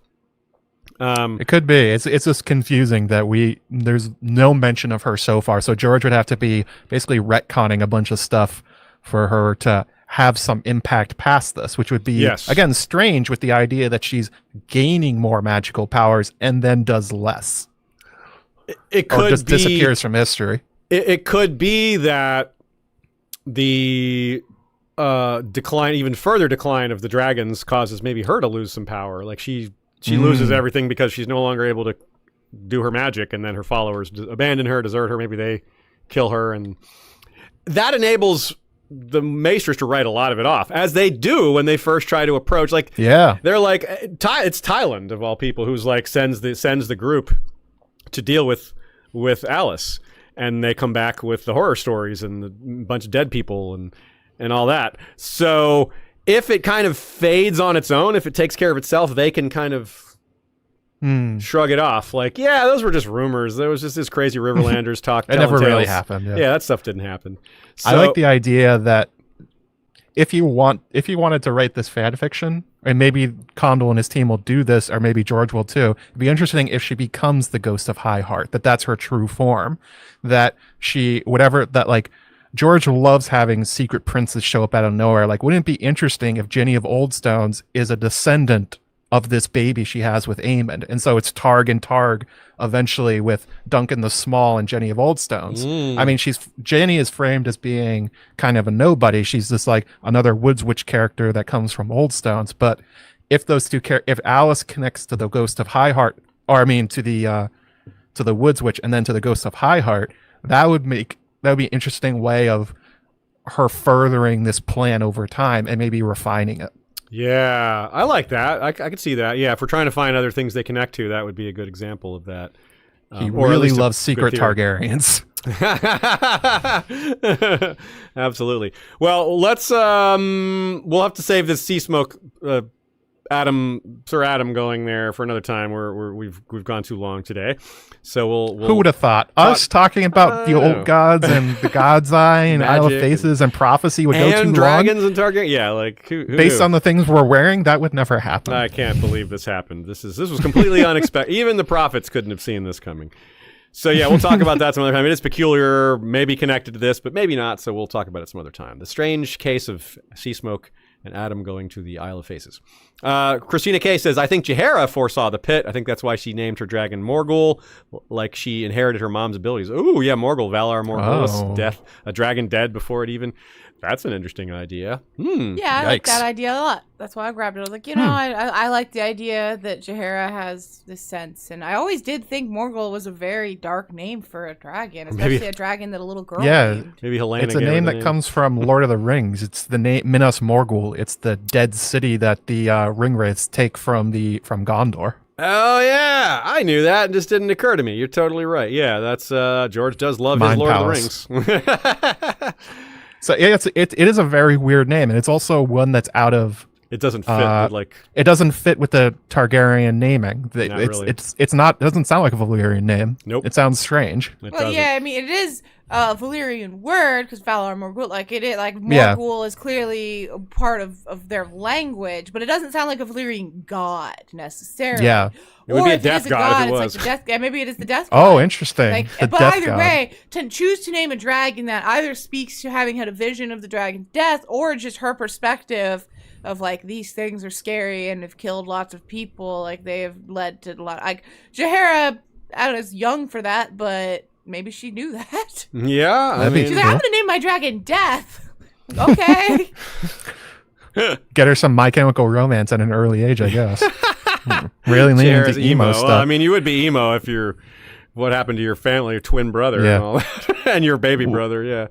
What's interesting about the words that George made up is I was reading a lot about David Peterson making the Valyrian language, and one of the things he's annoyed by is those early phrases George came up with. He thinks that he didn't do a great job making them fit together, and they sound too much like Latin and stuff like that. And it's like, that's why it doesn't really fit super well. Yeah, I've seen Nobody Suspects the Butterfly. It's like the one criticism she has of David J. Peterson is that like he was given certain pieces and he kind of decided, I don't really want to follow what you did. It's bad. And she's like, well, like he kind of was doing a thing here, and you kind of were like, no, thank you, George. Yeah, basically, like one of them was the word of Dracarys. He said it sounds way too English, and so it's like he doesn't like using that in the rest. Exactly like you're saying. That's funny. Which again is like, I mean, you might not like it, but you have like that. That's what he gave. Those are the pieces you were given. He also complained about George not doing a lot of names with Q without having the U after it. Because he's like, it doesn't happen in the real world very much. Like, it actually happens in the real world quite a bit. Like, he's the expert, but like, I can think of several Q words that don't have a U after them, like the country of Qatar, for example. Qatar. I mean, that's a country's name right there. Qatar. Yeah. It is Qatar. It's not Qatar. Everybody says Qatar, but apparently Americans, it's Qatar. I think we all would say Qatar in the U.S. But it's Qatar. Yeah. Yeah. It's you know Qatar? what I mean? Okay. Yeah. It's not Qatar. That's right. Yeah. I saw a comedian that was like, my bit is I know how to name every country and how to pronounce it properly. And it's like, okay. One interesting thing, I think I'm going to go ahead and criticize George here. If you're naming one dragon Morgul, you should name the other one Dohaeris. Or no, Valar. What's the life one? Yeah, Dohaeris. That's serve. That's for serve. Serve. Yeah, what's life? Yeah. Does Morgul, Dohaeris? They should have named one life, whatever the Valyrian word for life is. Yeah, all men must live. All dragons must live. Okay, so our trivia question was, winter began in the year 130 on Maiden's Day and lasted until well after the Dance of the Dragons. How long was this winter? Or what year did it end on? 6 years / the year 135. There you go. That is an incredibly long winter. And you can see why that may have affected prophecies, the urgency of Alice's business and all that. Certainly fits that. But yeah, what happened to her? We want to know, George. You're going to have to tell us. Blood and Fire. You're going to have to give us this stuff. And of course, we're going to have to see how the show treats Alice going the rest of the way, and the general region of the God's Eye, and the lake, and the Isle of Faces, and all that fun stuff. It's surely a topic we will return to at another point, because it's kind of endless. We don't have all the information. We won't ever have all the information, but we will have more information than we have right now at some point. So we'll come back for that. I mentioned the episode that JoeMagician and History of Westeros did with Shakes of Thrones years ago. That's called Alys Rivers, Witch Queen of Harrenhal. You can find it on our feed as well if you want more content on this. That's more focused directly on Alice, where this one was sort of, I don't know, she was a big part of it, not the whole thing. The God's Eye. One thing that's really cool about that episode is now it makes more sense with what they did in House of the Dragon. Like they really picked up on a lot of the stuff we talked about in that episode and made it real. Yeah, they handled Alice pretty darn well in the show. I think the three of us all were very happy with Alice on TV. Maybe not perfect, but whatever. What is ever. We're not perfectionists. So Joe, Magician, tell everybody where to find you. Your recent videos. You mentioned the Pyres and Blood video. What else? That one's an older one though. So what have you been doing more recently? And anything else you want to tell people about? Do it. Yeah, that's an ancient video. That's one of the older ones, like 5-6 years ago at this point, which makes me feel even better. Is that one was like, as that happened on the screen, I was that like Leonardo DiCaprio meme, like pointing, like, "Oh my God, they did the thing! Yeah! They did the thing!" I said, "Targaryens are seeing Dany in the future. Holy shit, this is awesome." That just as a non sequitur or like kind of an aside, that's one thing I've been really happy with. It seems that like the House of the Dragon writing team and me have a similar way of viewing like magic and prophecy. And it's like things I thought about years ago are just showing up on the screen all the time. I'm like, yes, cool. Finally somebody that gets it. You're going to find out that Sarah Hess is a subscriber to your channel. I actually got a comment about that. Somebody a while ago during the season left a comment saying they know somebody on the writing team and they know that they watch my videos and called me a very smart guy. Nice. I don't know if that was somebody messing with me, but I was talking to a couple other creators and some of them were like, yeah, a lot of the writing team watch more than you would think because they're fans too. Yeah. I'm sure there's a lot of History of Westeros fans. Oh, yeah, we've heard similar-ish things, sort of, but we would never have expected Ryan to hear that back in our interview. That's right. Yeah, Ryan Condal said that. Yeah, but we would never have expected to hear such things about the original show. Yeah. Right? Yeah. No, it's been a very different approach to it. But yeah, you can check out all this stuff on my YouTube channel. Same name, JoeMagician. My most recent video was... Ooh, what was my most recent video? You make so many videos. Oh, the dragon one. I talked about all the wild dragons. Nice. Sort of broke them down one by one. Next one I have coming out is Where in the World is Otto Hightower? I was going to take that 2-second scene and talk about it for 25 minutes as I normally do. Sounds about right. Just a little mystery and break down all the possibilities, where I think he really is. What sort of clues they've put throughout the season, that kind of stuff. And then I'm going to sort of talk about all the stuff we've been talking about today. A lot of stuff about Daemon, a lot of stuff about Alice, Harrenhal, comparing it to Fire and Blood. Also, I'm going to do like a season retrospective on Larys, especially after Matthew Needham called my rat theory outrageous, which was funny. That was most outrageous. No, it was he said it was the theory that he most stood out as outrageous. Yes, you got. And he's like, oh, they think I'm like the Rat King or something. I'm like, that's me. I did that. Sorry, Matthew. Sorry, everyone asked you about it. Yeah, it's a good theory. You know? it's fun. This dick JoeMagician at GotCon too, especially because there were all those rat cosplayers in the front row. He was like. I think he's gotten tired. I think he's gotten tired of answering questions about it at this point, though. I think he wants more questions about Larys as a person rather than him as this magical figure, which, fair enough. Sorry, Matt. Yeah. My bad. And Matt Needham is great at describing his character, so it's like people should ask him about that. He probably wants to be like, oh, tell me about your relationship to Lionel Strong. And instead, everyone's like, do you control the rats? Tell me if you control the rats. What does cheese taste like when you're in a rat's body? Yeah, I could see that would be annoying to him. But anyway, I'm going to do a retrospective on him for this entire season. Same thing for Daemon, same thing for Alice, maybe a couple other characters. Sort of break down what they were doing with them as a whole, which the Larys one will probably have less magic in it because I have sort of cooled on that theory since he called it ridiculous. So But I think it's important to look at him as more of a whole character rather than just a theory set piece. Sometimes you bring up a theory like that in order to just address the possibility of it, and you can just say, you can conclude that no, probably not. If you wanted to, you could leave the door open. But yeah, I mean, that bring things up just to debate it, or even if the answer is going to be no, ultimately. I think it's a reasonable process. You know what the funny thing is? Everything I said about Laris, they just did for Alice. That's true. That theory is what they did for Alice. They just took a character who has a lot of the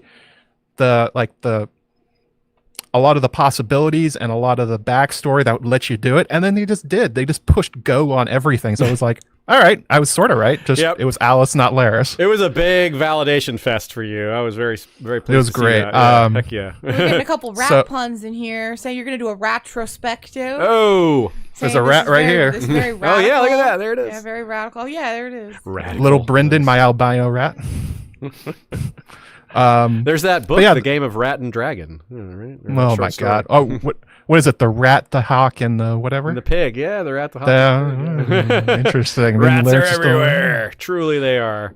They never go anywhere. But yeah, I got that stuff coming out. Obviously, for Night of the Seven Kingdoms, I'll be for sure talking about that. We're putting some stuff in the intermediary while they're filming that, and it comes out. And House of the Dragon season 3, and at some point, Winds of Winter is going to come out, right?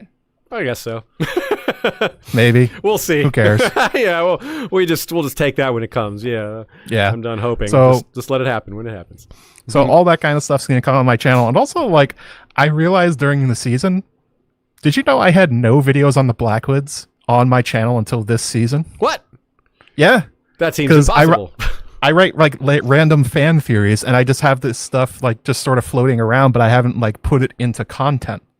And except for those live streams I did during COVID. You've done a lot of Blackwood adjacent things, but not directly. Blackwood adjacent, but nothing specifically about them. Okay. And it's there's a lot of stuff on my channel like that, so I'll be sort of filling it out as we're waiting for more TV shows. Just goes to show it never ends. There's always more fun things we can cover and talk about. This world is just too big. That's right. Okay, That's everybody. Right. Thanks for hanging out with us today, talking fun, magical stuff. We got in some good Valyrian steel, Old Gods Forged tinfoil today, but a lot of it I think is really strong and well supported by the material. A lot of it could turn out to be true. And we'll learn more, like I said, and maybe come back to it sometime when we have more to say about it. Thanks so much for hanging out with us, JoeMagician. Your insight is fantastic. Your ideas are great, and we look forward to the next time we get to chat together. Oh, you're so sweet. I try sometimes. Sometimes I'm sweet. Thanks so much to Ashea, and to everybody who helps make our show what it is. That includes people like Joey Townsend and Jesse Koval for our music, Bran the Builder for our music and our intro, Michael Klarfeld for our original intro. For these maps behind us, you can shop Michael Klarfeld's maps at klaradox.de. That's claradox.de. And until next time, you know what to do, my friends. Valar, reread us.